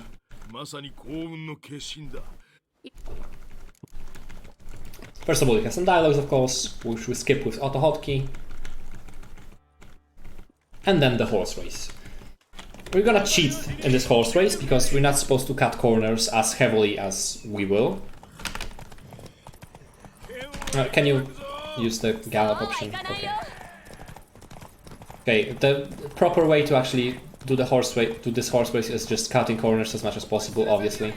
But we're gonna cut this one upcoming corner pretty heavily. Like, right through the woods, because it doesn't matter. We're technically uphill, so that's a little bit of Skyrim-y thing, that horse is going uphill, but it does not matter. Because as long as we get to our destination fast enough, it's fine. We won with Baron by a mile, so we're cool, we're cool. Okay, not now. The thing I hate with talking to Baron, 1, 2, 3, 4, 2. Okay, the thing I hate with Baron, I hate with all of my heart, is that every time you talk to him at this point in the run, is that, well, first option that you would normally pick to talk about important stuff, story-wise, is for some reason playing Gwent, and the second option is actually story-wise things. So yeah, if you're not careful enough, you have to play Gwent with the Baron. And right now I had perfect RNG, it's like 10% chance it's gonna happen. I had to fight Basilisk, which is basically a reskin of Griffin. And 90% of the time, as soon as he spawns, he's flying away. And you cannot do nothing about it because you're Serie, and Serie doesn't have a crossbow to shoot him down. So you have to patiently wait for him to come down, or reload a save to make him be on the ground again and reload his script. But he had a good RNG, because sometimes instead of flying up, he's just gonna dash into us, and because of that he's not gonna fly away. And at this point we're just mashing attack to make him stop, and because of that he didn't fly away at all, which saves us a lot of time. That's why I have like 7 seconds of a time save in this segment. We're still on a decent pace. I'm definitely crushing the estimate, of course, because as I've mentioned at the beginning of the run, the estimate was very generous. I set it up before actually getting good at the game, so yeah. Right now we are at Kermoren, the area we started with the very first cutscene. But right now we can actually explore it a little bit. And we're gonna do the tricky climb over here. Hopefully. Okay, first try. Because we're gonna do quests for Eskel, Lambert and Yennefer that are here in Kermoren. And we have to help them. First of all, we're gonna help Eskel, because he's the only person outside. We're gonna help Eskel by getting rid of the Forktail, which is this creature over here. After damaging the Forktail a little bit, he flies away, so we have to chase him, but I know exactly where his lair is, so I don't need to chase him or wait for him or anything. I'm just gonna wait in front of the lair for him to come here, because if I go into the lair too early, he's not gonna spawn there, so I have to wait just barely in front of it. So as he comes here, okay, now I can go in.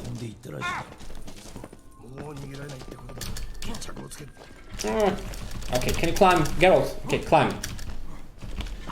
And Eskel is a magician as well, because he teleported right after us. Okay, we've killed the Forktail. Cutscene starts. We go out, and now a very important part, I have to click 2. Because if I click 1, I accept the horse race, that is unnecessary and slow. I have to click 2 in this dialogue. We shouldn't horse race, exactly. You have no idea how many times I clicked the incorrect option. I mean, in this run I've clicked at the incorrect option once already, and it cost me like 2 minutes, so... You know what I mean by that. So yeah, we finished the quest for Eskel, so now we're gonna do quests for Lambert and for Yennefer. to prepare for lifting the curse of Uma. The little curse thing that we brought here from Baron's Castle. The funny thing is, we're gonna do both quests kind of at the same time. You're gonna see why in a second. First of all, we're gonna trigger the Lambert's quest. And he's gonna tell us to, you know, get the magic box and go do some magic stuff on a magic monument with the magic box, you know, magic. But instead of walking with him, I'm gonna talk to Yennefer and start her quest at the same time. But actually I'm gonna insult her and make her mad at me. I'm gonna make her mad at me, and because she's mad at me, she's gonna teleport me in the middle of nowhere. But fortunately, this middle of nowhere is exactly where I was supposed to meet with Lambert. So I'm now gonna trigger the cutscene, and Lambert is already here. So with that nifty trick left by the developers, I suppose, we've saved a pretty big amount of time by just not walking with Lambert on a slow path and just getting teleported by Yennefer instead.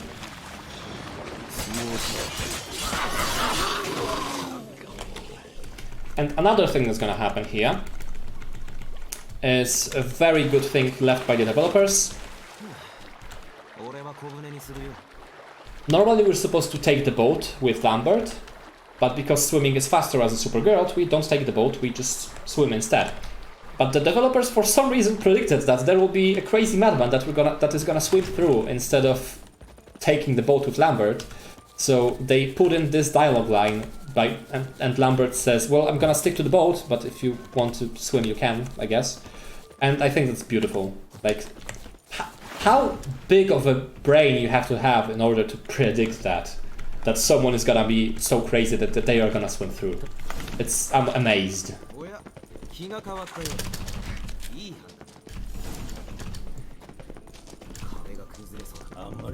Right now I did a nifty skiff that I found on accident. Normally we're supposed to just go to the cave and together with Lambert, so that he helps us climb some of the higher ledges. But because we are Supergirl, we can climb all of them by ourselves. So what we do is we pick the different dialogue option that makes Lambert spawn in the cave a little bit later. And that makes it so that we don't need his help and we can go there on our own. Okay, now I have to choose the proper dialogue option, because if I choose the wrong one, I have to fight these trolls. And this is the point of the game when we are heavily, and I mean heavily, underleveled and under-equipped. And because of that, some of the monsters can one-shot us and we deal no damage to them, including these trolls. Yeah, the Geralt's Japanese voice actor is also the same person that voices Date in Yakuza series.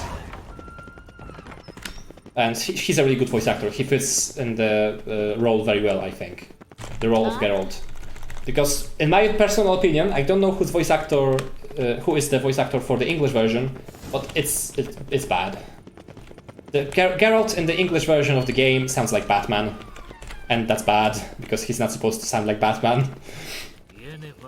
I've played the game first on Polish version, obviously, because I'm Polish. So I'm then allowed to play this game and break it, because I'm from Poland. And the English voice actor for this game made a really cool job. Most of the voice acting in English in this game is really good, but I really don't like the English voice of Geralt. He sounds like Batman, and it's bad. But whatever, let's come back to the actual gameplay. So right now we did some magical stuff for Yennefer, we finished her quest as well, we finished the Lambert's quest with the magic box. So now we are preparing for the actual ritual when we're gonna lift the curse off from the Uma, from the cursed boy here. So we throw in the party just before the thing starts, just to raise our spirits, and then we actually have to, you know, lift the curse. So I have to brew some potions for that. I did it, so now I give them back to Yennefer. apply the potions to the Uma. Normally, this is the same ritual that witchers go through, and most of the kids die during this ritual. Because the ritual of grass, I believe that's the name, I think. Probably. Something like this. Normally it's the same ritual that witchers go through when they undergo their mutations. But and most of the kids die during those because it's a really heavy ritual that affects their bodies. But at this time we are not actually lifting the curse from a witcher, we are lifting the curse from an elf. Because the guy that was with Serie is an ancient elf. And that's why he survived the lifting of the curse. And he tells us that he hit Serie on the Isle of Misfits, so we have to go there right now. I'm gonna not die here, because I'm good at the game. Many times I fell down there and died, so that's why I'm talking like this. And to go to the Isle of Misfits, we have to go to Skellige first, because the portal there is on Skellige, and you have to use the boat. I've mentioned that swimming by yourself is actually faster than using boats in this game. There's one exception. This particular moment.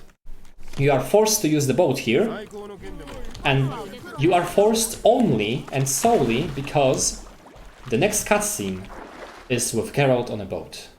And the game won't let you trigger this cutscene in other way than using the boat. And I think that's beautiful. So you're gonna enjoy the greatest sight of all time in this game. Just us being super fast but still swimming the boat. So now it's a good time to read stuff about the marathon and the upcoming bid war, right? Awesome, I can totally do that. So I did just get one donation from Anonymous. It said, great run so far, Kaadzik. Why is Geralt's hair... Is he old? Putting this towards Genesis Mickey. Thanks so much, Anonymous, for the $5.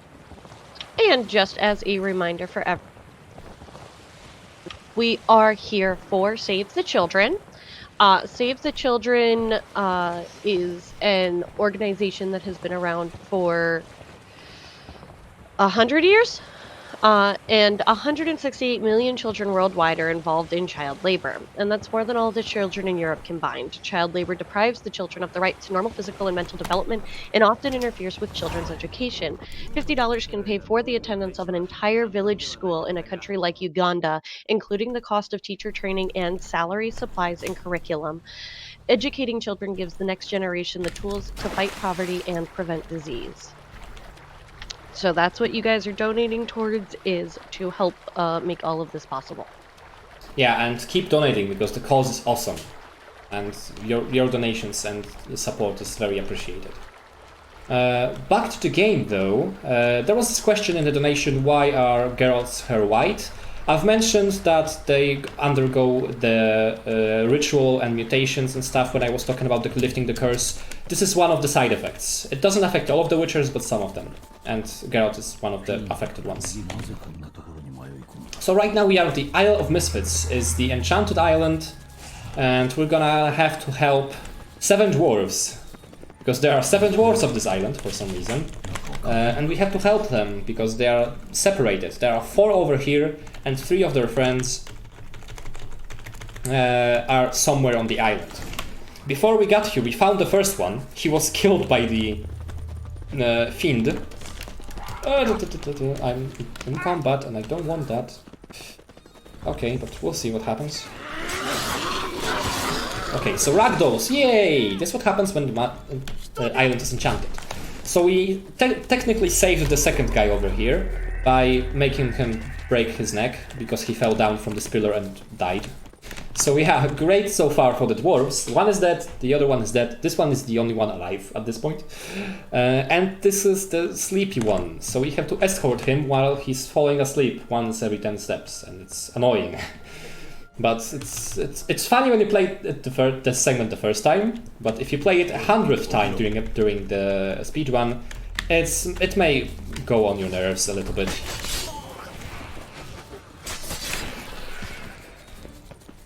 Okay, so we have to escort him. The thing I did here is that because sometimes he's so fast that he walks down and he's still in his sitting animation because he was sitting on top of the tower there.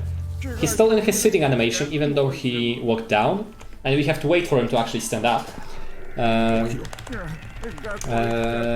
So in order for him to trigger the standing up animation, we kill those 2 enemies, because we have to kill them after all. And because we kill them, we trigger his being so scared, oh my god animation. And because of that, we can just make him stand up immediately. Right now I'm trying to escort him. As you can see, I'm just walking instead of running, because that's technically faster. This is the slowest character we have to escort throughout the entire game, but there are not that many escort missions left, so we're gonna be pretty fine, I think. I'm gonna do a big skip over here, because we're supposed to have 3 fights with those foglets, or tangulars, or whatever they are called in this land. We're doing an amazing skip by just cutting the corner. We cut the corner of the road where one of the encounters spawns, so we don't have the encounter, and that's great. We don't have the encounter, but the guy still sleeps for the third time on his way. So yeah, we still have to have the great animation of him falling down asleep and waiting for him to get back up. Like right now, somewhere? Okay.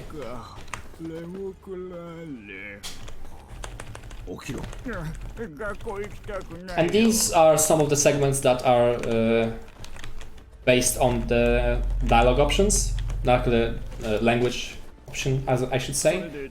Because if you have the English language or Japanese language or whatever language, they won't stand up unless the dialogue line has ended. So based on that, I measured all the dialogue lines like this in The Witcher and figured out that Japanese is actually the fastest language in the game. So, ladies and gentlemen, we have Serie. Okay, we have Serie right now.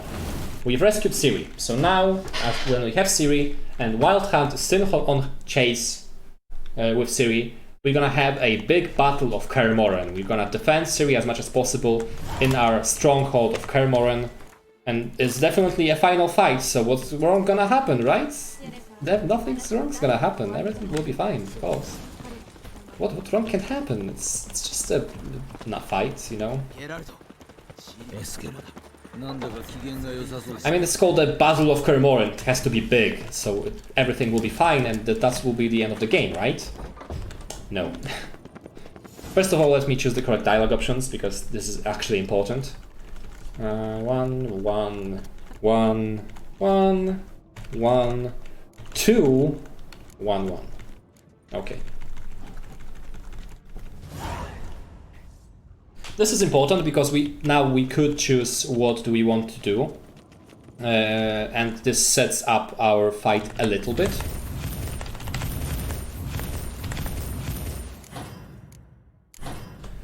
Okay, all the equipment is upgraded, so now we are ready to fight. Oh, actually, I forgot to pick up the potion, but that doesn't matter. I can pick it up later. Okay, I forgot to swap one thing in the inventory. This potion right here, okay. Just in case, because it's a marathon run. So right now there is this big battle of Kaer Morhen. You're supposed to lure the Wild Hunt warriors here, and we're actually doing it.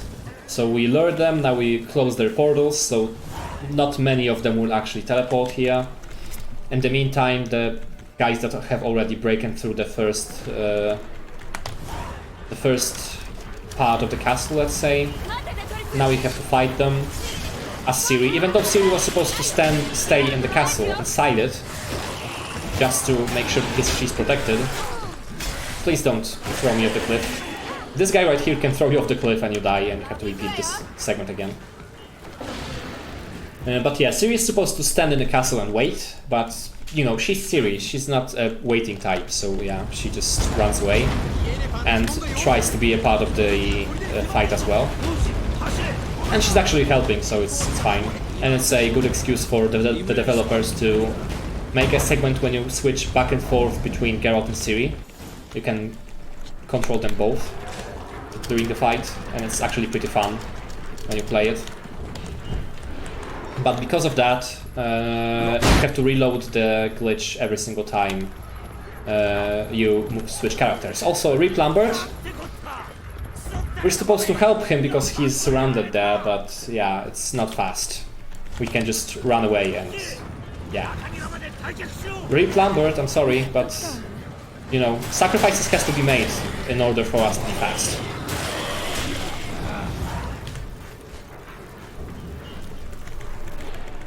So now Serie unleashes her wrath and she fights even more Wild Hunt warriors in the big battle of Kermoran. Everyone's fighting, except Lambert, of course.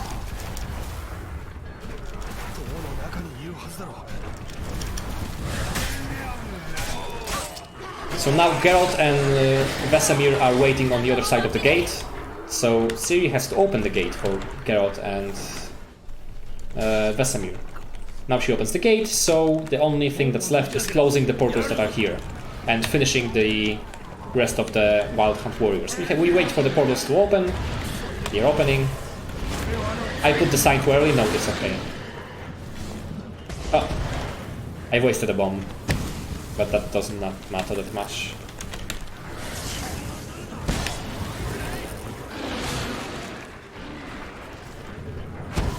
Okay, where's the other bomb that I can pick up? Here, okay. So as I've mentioned during the Kira segment, this is the moment that we learn that we can close the portals of Wild Hunt. And we use the same methods that we did in the Kira segment. Just Dimitrium bombs and Iridian Sign. So right now the Great Battle of Kermoran has ended. We weakened some forces of the Wild Hunt, but it was not a success. We had some losses. Lambert died, as I've mentioned. Other people have died as well. I'm not gonna spoil who, because why should I? So yeah, it was a one fight, but we suffered a great loss as well. So now we have to figure out what will be the other way for us to fight the Wild Hunt. No. Okay. I misclicked one dialogue, but that's fine. I recovered. So right now, we have to think a little bit differently with a fight of the Wild Hunt, with the Wild Hunt. Because the open fight didn't work, so we have to weaken their forces before we actually do this big massive fight, and we have to have more allies. So that's exactly what we're gonna do now. We have to weaken their forces, so we're just gonna take care of things. And by things, I mean there are some people that we have to take care of and that are helping Wild Hunt. We have to kill one of the Wild Hunt's generals, Imlerith, I believe, that's his name. And we have to take care of the crones of the Crooked Bog. You know, the crones that were at the bog where was the orphanage, where Baron's wife was. Yeah, they also messed with Serie. So yeah, we have to take care of them as well. Also we did the epic fall because we have to find a coin here or something. So we pick up the coin to make sure that we are worthy of going with Serie on the adventure to actually kill those witches and stuff. So we're gonna kill Imnerith, the witches, and the guardian of the hill, Fugas. He's a fiend or something, I believe. And the bad thing about those fights, these are one of the toughest fights in the entire game, and I'm not gonna lie. And I mean it. These are really the hardest fights in the game. So I have to make sure I'm properly prepared for them. And it's really easy to die. Like the Fugas fight, which is first, Fugas can literally two-shot you. Not one-shot you, but two-shot you. So you have to be really, really careful. This is the moment in the game when every single fight from now on is pretty hard. Especially the boss fight. Because you are under-leveled and you don't have a proper equipment. I mean, come on, I have a Nilfgaardian suit that gives me 1 armor. Come on, that's not the great protection I would hope for. Okay, but now fingers crossed I'm gonna be fine in this fight. Okay, he did a good attack. That doesn't deal that much damage to me. Okay, whew, first try. He has 2 attacks. He can either breathe fire, which does nothing, or he can stomp on the ground and hit me. That takes my entire health. Okay, I had to be really careful during this segment because Serie can do 2 things falling down here. She can either just fall regularly like I did right now, or she can do this cinematic Assassin's Creed fall, like just jumping, diving into the water, heads down. The thing is, if she does it, she hits rocks on the way and dies. So it's not optimal, actually. So right now we actually have the witches fight, or the crones fight. I hate this fight because I die here on a regular basis. It's a tough fight, to say the least. And witches teleport all over the place. Controlling Serie is not that great either in this fight, so... Let's hope for the best. Right now I didn't take that much damage, so I should be fine. But the fight is not the fastest one you could ask for. And there are those 2 witches that teleport. Unfortunately, one of them is really unkind and teleports all over the place, so I cannot even hit her properly. I want to leave the brewers for the last part, but I didn't have enough time to damage the other ones. So I have to leave the teleporting one for the last. But yeah, it worked at least. We're fine. First try again, so now the last fight. Now it's the last fight, and this last fight is important because the biggest enemy of Geralt is any enemy that has a shield, and this guy has a really big shield. Like, look at this. And if he counters our attacks, it's gonna be really bad. And we don't want to hit the second phase of this boss fight. Okay, Jesus. First time 3 times in a row. Whew, okay, that was good. Oh, I misclicked, okay. Serie, come here. Okay, yeah, thanks for cheering. I highly appreciate it because, yeah, it was tough. These are the 3 hardest fights in the game, I think. Not even the final fights. Final fights are easier. Because just before the final fights you get a really OP sword that you can just smash all the bosses with. But these fights, damn, are tough. Is that the Weep Witcher? Yes, we're playing in the Japanese version of the game because it's the fastest one. By 4 seconds. I mean, 4 seconds compared to English, because the second fastest is Polish, and it's slower than Japanese by 1 second. Okay, right now we have to follow the guy that we rescued from the curse. He was Uma. His name is Avalak. He was traveling with Serie before. He was the guy that left her messages. And he's the ancient elf that Seed. It's the race of the elves. And they know how to travel between worlds like Serie does, but they cannot do this like that, like Serie can. They have to wait for the portals to open. But because they are ancient elves, they know exactly where and which portals open and which way they go through. So they can figure out the connections between worlds pretty easily.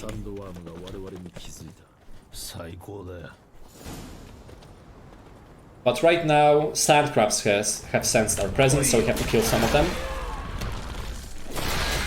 You're gonna see me unsheathe my sword back and forth during this segment. It's because if Geralt moves at least a couple of steps,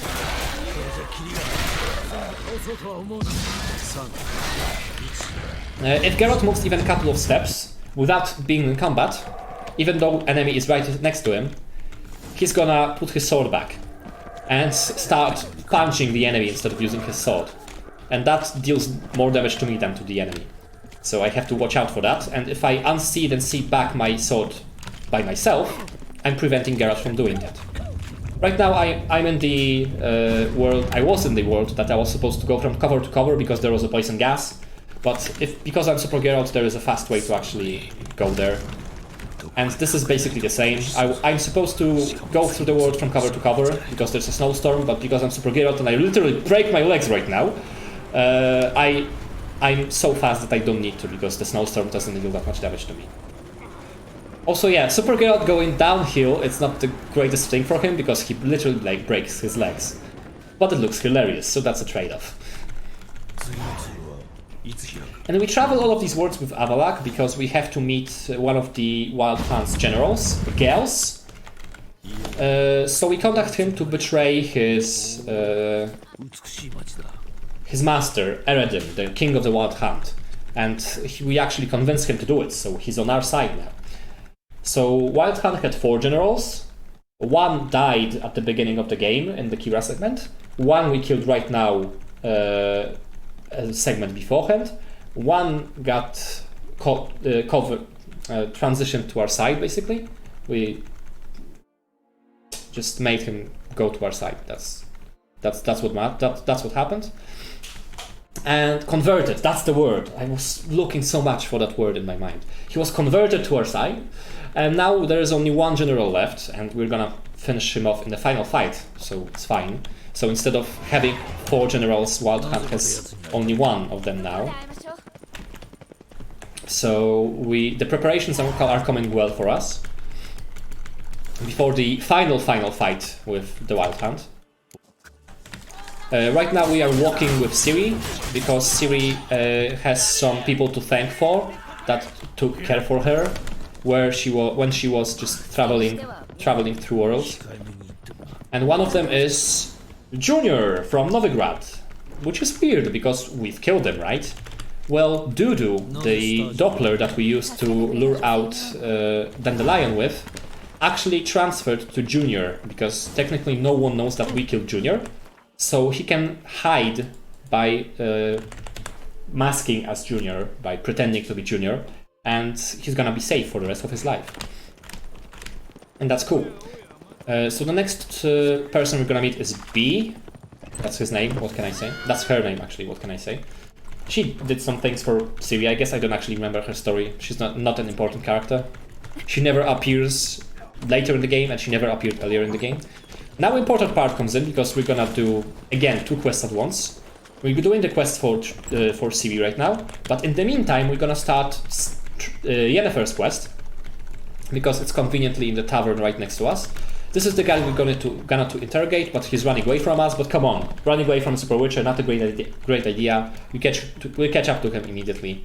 We interview him right now, because Yennefer's plan is to bring back the Lodge of Magicians, the Lodge of Sorcerers, actually. And in order to do that, we have to find all of the sorcerers that were in the lodge. One of them is Margarita, and Margarita is in prison, so we have to find out a way to break her out from the prison. And that's what we're gonna do later. And we also have to find Philippa. My god, I hate Philippa. Philippa is the worst sorceress in the Witcher series, both in the books and in the games. I hate her. Not like Kira. Kira is an okay character, I guess. Like, as a character, but speedrun-wise, she's terrible. Philippa is the exact opposite. She's an okay character speedrun-wise, but she's a terrible character as a personality. So we have to rescue those 2. Okay, I don't know why, but my game keeps just going to menu from time to time. So we're gonna do exactly that. We're going to do the quest for Triss now. That's gonna help. Oh, first of all, talk to Zoltan. Zoltan, where are you? Here you are. Okay. 2 and 3, I believe. Okay, good dialogue options. Because we've talked to Yennefer, we can also talk to Zoltan to help us a little bit with the Yennefer's quest. It's just a small little time save and optimization, but it's gonna be fine. So right now we're talking to Triss. Triss is gonna help us bring Philippa on our side, because Philippa went crazy. She's going after D-Skra right now, or DJ Skra, as I'm calling him. And she's in the bathhouse, going crazy and doing all the crazy havoc stuff you could imagine a sorceress would do. So she's destroying everything. She's just trying to kill D-Skra and destroy his bathhouse. She's just also mind controlling everyone here, so that we have to fight them. But because we are so fast, we go past them without fighting. Actually, unfortunately, we have to kill those 2 guys. But because we are Super Witchers, we can do this like this, just quickly. She mind controls the Troll, but Troll is not the smartest character ever, so should we just tell him that we want to save her and he lets us go. Even though that's actually true, you want to save her, but she doesn't know this. She thinks that we want to kill her for some reason. So she brings up this elemental, but we kill it immediately because we're super witchers. And now we have to wait for Kurl to come out of combat, so the thing we do is just stand in place and wait for him to patiently just punch the air out. And we have to do this tricky jump, because we cannot do this normally when we are in combat. Because in combat you cannot jump, the space button does rolling instead of jumping. So, we convinced Philippa to be on our side, so right now the only person left to deal with is Yennefer and releasing Margarita. So that's exactly what we're gonna do. We're gonna talk to Yennefer, which is in Oxenford. And we're gonna try to release Margarita out of prison. The thing is, it's not that easy as it would seem, because you can softlock in three different ways in this segment if you're too fast, so you have to be really careful. First of all, if we go into this well before talking to Yennefer, we softlock, and there is no way out for us. So then we drop to the well after we talk to Yennefer. The second way to softlock is to triggering one dialogue too many times. So I'm just gonna examine this thing once. And yeah, the dialogue triggered once, so it's fine. And the third way to softlock here... we have to pick up this lever over here, eventually, okay. And the third way to softlock, which is the most common one, is if we interact with the lever too many times. I'm gonna click use exactly once, my hands are here, so hopefully it works. And this is the biggest way to softlock, because the quest just won't update at all. And if the quests won't update at all, you have to reload the game and do this one more time. We talked to Zoltan, so most of the guards are drunk here. So as long as we're not coming close to them, we should be fine. And we only have to fight with a small amount of them. Which is great, because fighting with them is a little bit of a pain. We killed those two before they can actually stand up. Now I'm trying to stick to the left side of this area, so that I don't aggro the rest of the guys that are on the... in this area. Because if I trigger them too early... Like, now I can trigger them. You see, I've triggered the fight with them. But... if I trigger them too early, they were gonna follow me up to the tower when the commander is with the key to the cell. And because I will be in the combat mode if that happens, when I go up there, I have to kill them all before actually looting the commander and taking the key. And that takes a lot of time, because right now I can just ignore them and just walk away. So we broke out of prison, we contacted Philippa, so now everything is set. Now we go to Skellige to finish up some of the last parts of the run. And the part where we have to close the bid war is coming up like in 5 minutes, maybe. So make sure to donate if you want to change the result of the ending. Yes, right now, Save Serie is still winning, so even if you are close to a world record, rest in pieces. I mean, I guess I still did too many mistakes to actually for this to be a world record, but it would be nice to save time, you know, guys. So just donate for saving frames. Come on, it's not that big of a deal. We don't have that big of a difference between those two, I believe.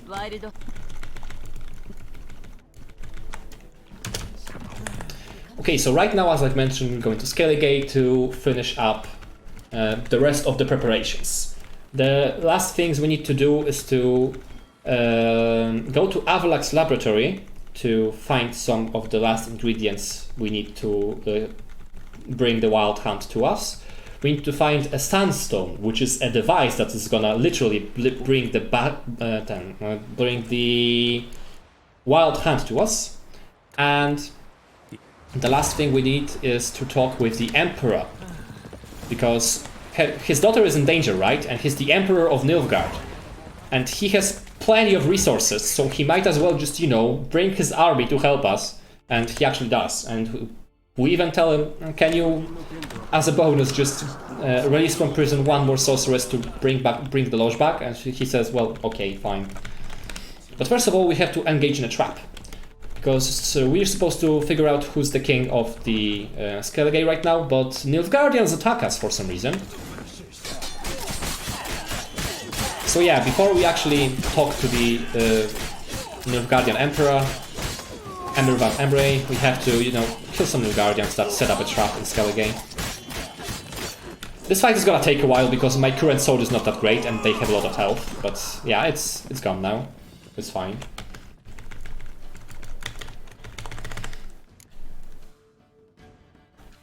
Okay, so right now we've survived the trap, we got some information we needed from Hermione. So now we're going to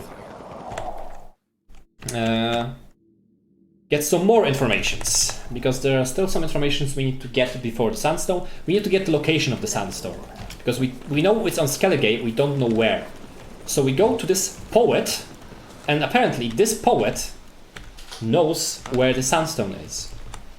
And if we convince him that somehow that we are actually writing a novel and it would be nice to include the sandstone there, he actually tells us where the sandstone is. So it's convenient. That's why we had information about the sandstone, so that's all we need. We just need to visit the Avlax laboratory, get the sandstone, talk to the Emperor, and it's literally gonna be the end of the game. And the final fight. So right now we have two options. We can either go with Yennefer and Serie to Avlax laboratory, or we can go to Philippa to finding the sandstone. We're gonna do the latter because we have to swim there, and this is the only place we don't have a fast travel point for, because there is no map leading to it. You literally have to go there first. And, you know, swimming like this is the fastest way to go there, so we have a while. There's actually no reason for us to go to Philippa first over Avlax laboratory with Yennefer and Serie. But, conveniently, there's a sword waiting for us here, and we can use it in Avlax laboratory, because there are also some traps late for us. So if we pick up this sword earlier, we can have it easier later. So right now I'm gonna do some battles with the Siren and the Undead. So if you have something to plug, here's a good time. There have been no more donations, so currently Serie is still winning. If you guys want to donate to get in for that, you should do that too. Exactly, because like the next quest is the cutoff line. The literally next quest is the cutoff line, so if you want to snipe, do it now. Okay. I almost died here, but we've killed the golem, and I need to kill this golem because the sword I was talking about is right behind him. Geralt, can you just not slide? Okay, sure.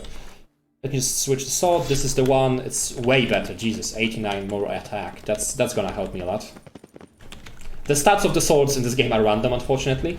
There are some ranges, but the ranges for the late game swords are so big that sometimes when I pick up the sword, it's actually worse than my previous one. Which is a joke, but yeah, it happens. Especially considering my level is not that big. I fell down. I didn't want to. So this is the area where the sandstone is supposed to be, but we have to do the logical puzzle in order for it to appear. And the logical puzzle is literally just clicking every single mirror once, and boom. Puzzle completed. Great puzzle, 10 out of 10. Also, staying on ground is not the greatest attribute of Geralt, especially when he's so fast. And the window for those mirrors for us to use them is not that big. Okay, but we used all of them once, so that means sandstone has appeared. So we pick it up, and one of the main things is done. 2 left. The contacting the Emperor and going to Avlak's laboratory. Now I have to focus because most of the time I lose my way here. Because it's so easy to get lost here, like it's so dark and every corridor looks basically the same. Fortunately, I've played the game long enough that I think I know the way. I think it's this. Okay, we're through, okay. We left correctly. So now we go into the laboratory and I give you like half a minute to close the bid wall.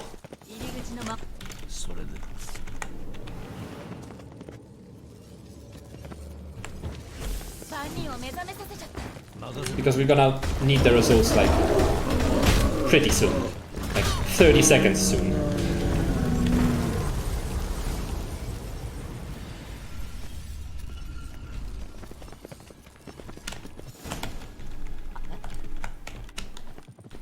So, okay, I always go the wrong way here in the laboratory.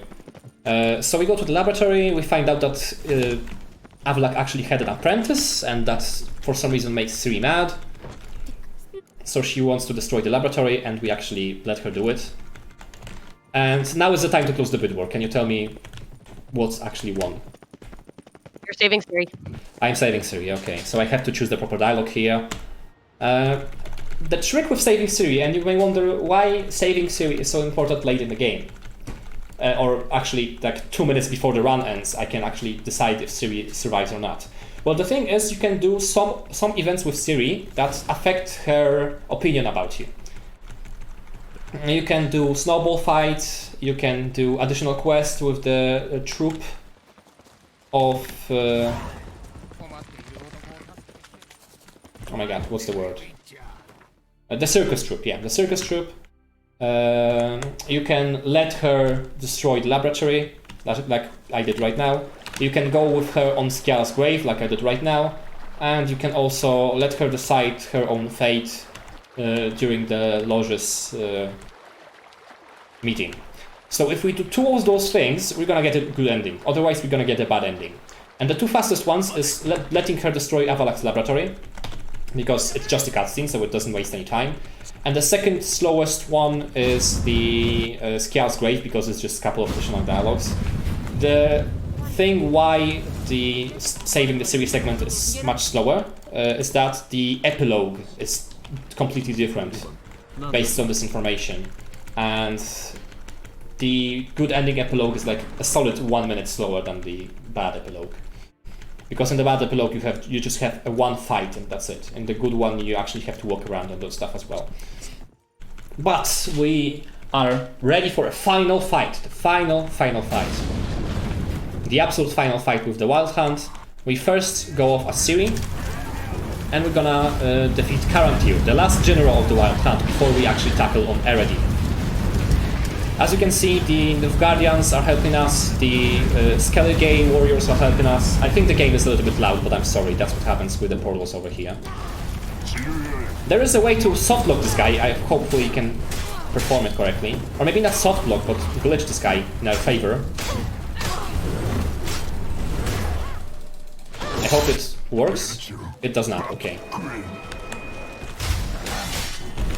Because fighting as Geralt with this guy is just terrible. It's terrible because he teleports all over the place. And during the Serie segment he does not teleport, he only rolls. And you technically can trick a game to think that when you're playing as Geralt, you're still Serie. So he's still in his Serie phase, even though we are playing as Geralt right now. And it's pretty finicky, but it didn't work. But yeah, that's what I wanted to show. So right now we're going on a final fight with Eredin, the king of the Wild Hunt. Just before us, the Kraken crate from Skellige was fighting against him, but he lost. And now we are the next ones in the line, I suppose. So first phase is gone already. Now it's the second phase. He throws us to the portal. And after throwing us to the portal, our camera is in a very weird position. But so far this fight is going really well. Okay, this is really good.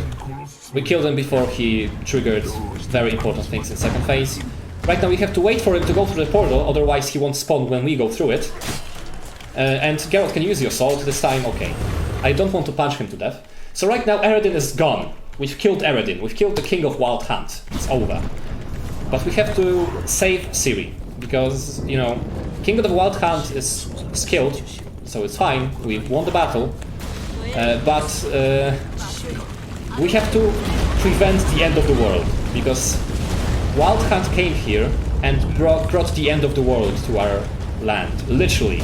You can see the meteors coming here, the portals with random creatures opening up.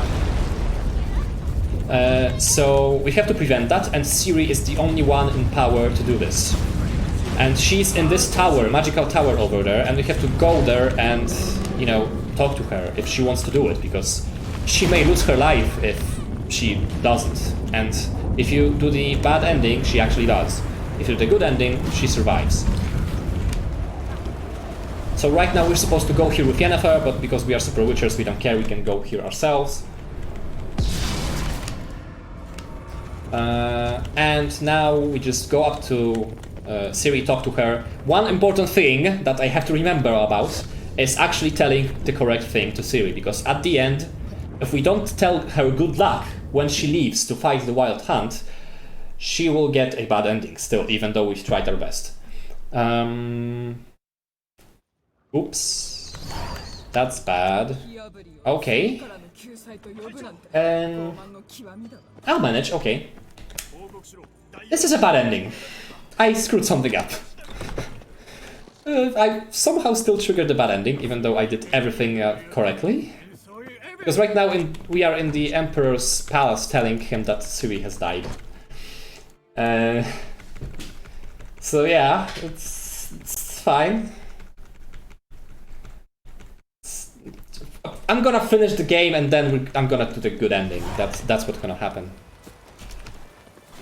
Because right now we are in the bad ending. We have to meet with a swordman. The guy that does swords. I don't remember the English name. The guy who makes swords, and because Serie is dead, we want to make a commemorative sword in her name, and we name it Serie. That's why we have to meet him up here, just before we have the final battle of the bad ending epilogue. So we name it Serie because it's the name for after Serie. I'm sorry, I'm really sorry. I mean, I wanted to make a good ending, I really did. I just screwed something up on the way. I would have to watch the VOD, what actually happened, because I have sincerely no idea. The pronunciation for Serie's name is Cirilla. Yeah, the full pronunciation. Yeah. Time is coming up, by the way. Time. Just kidding, Serie is alive.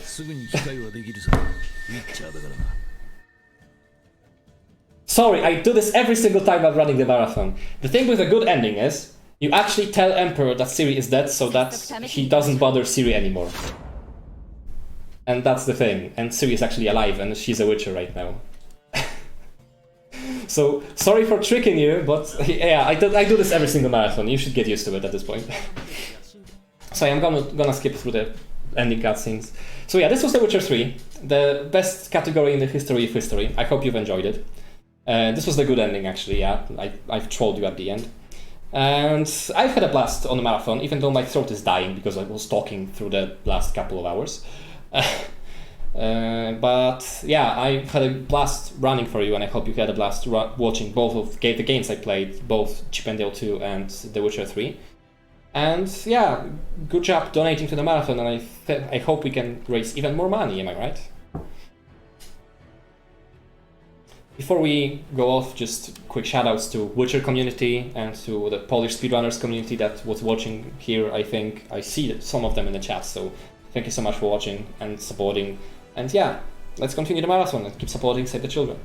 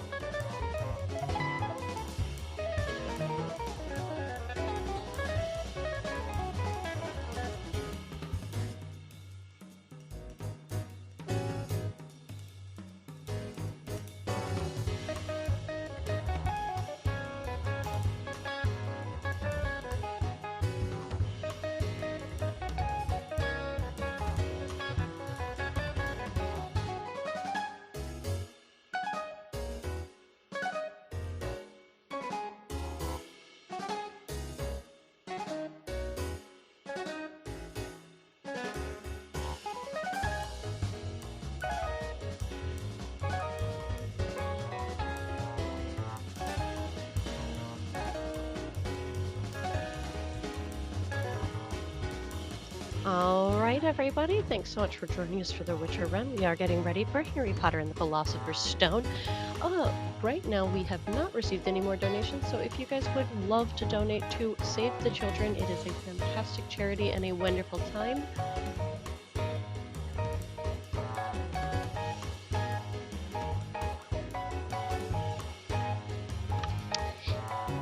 We have a new bid war that is open right now for the game Mickey Mania, which is coming up right after Harry Potter and the Philosopher's Stone, and you can choose which of the two Mickey Mania games are run. Right now it looks like Mickey Mania The Timeless Adventures of Mickey Mouse is in the lead? No, excuse me, The Great Circus of Mystery is in the lead by $2. So if you guys would like to see the other Mickey game run, which is Mickey the Timeless Adventures, you should donate. Thanks so much.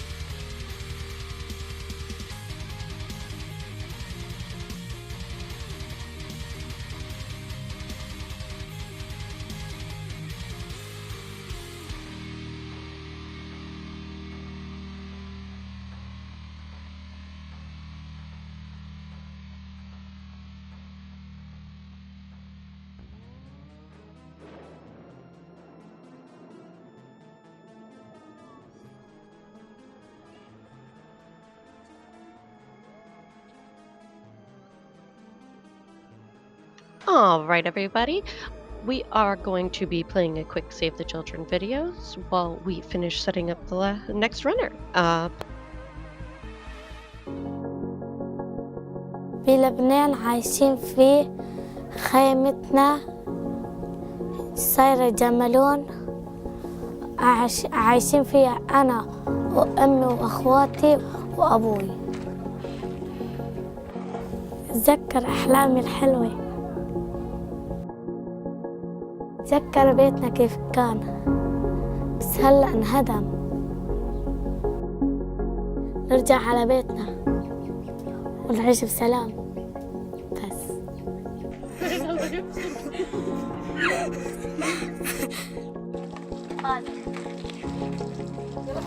لما جينا رحلنا لهون صار حالتنا ضيقة كتير. أنا رحت أشتغل بالاستيراد، صار الزعران بعيطولي بيقولولي أنا بعطيك مصاري وتعي معي. شغل في زعران بيلطشونا بالمدرسة، ما في حدا بيلطشنا، في استاذية واستاذيات. تعلمت إنه نحن بهذا العمر لازم هلا بنكون على المدرسة منه نصير كبار. عطتنا مبلغ تساعدنا الأطفال.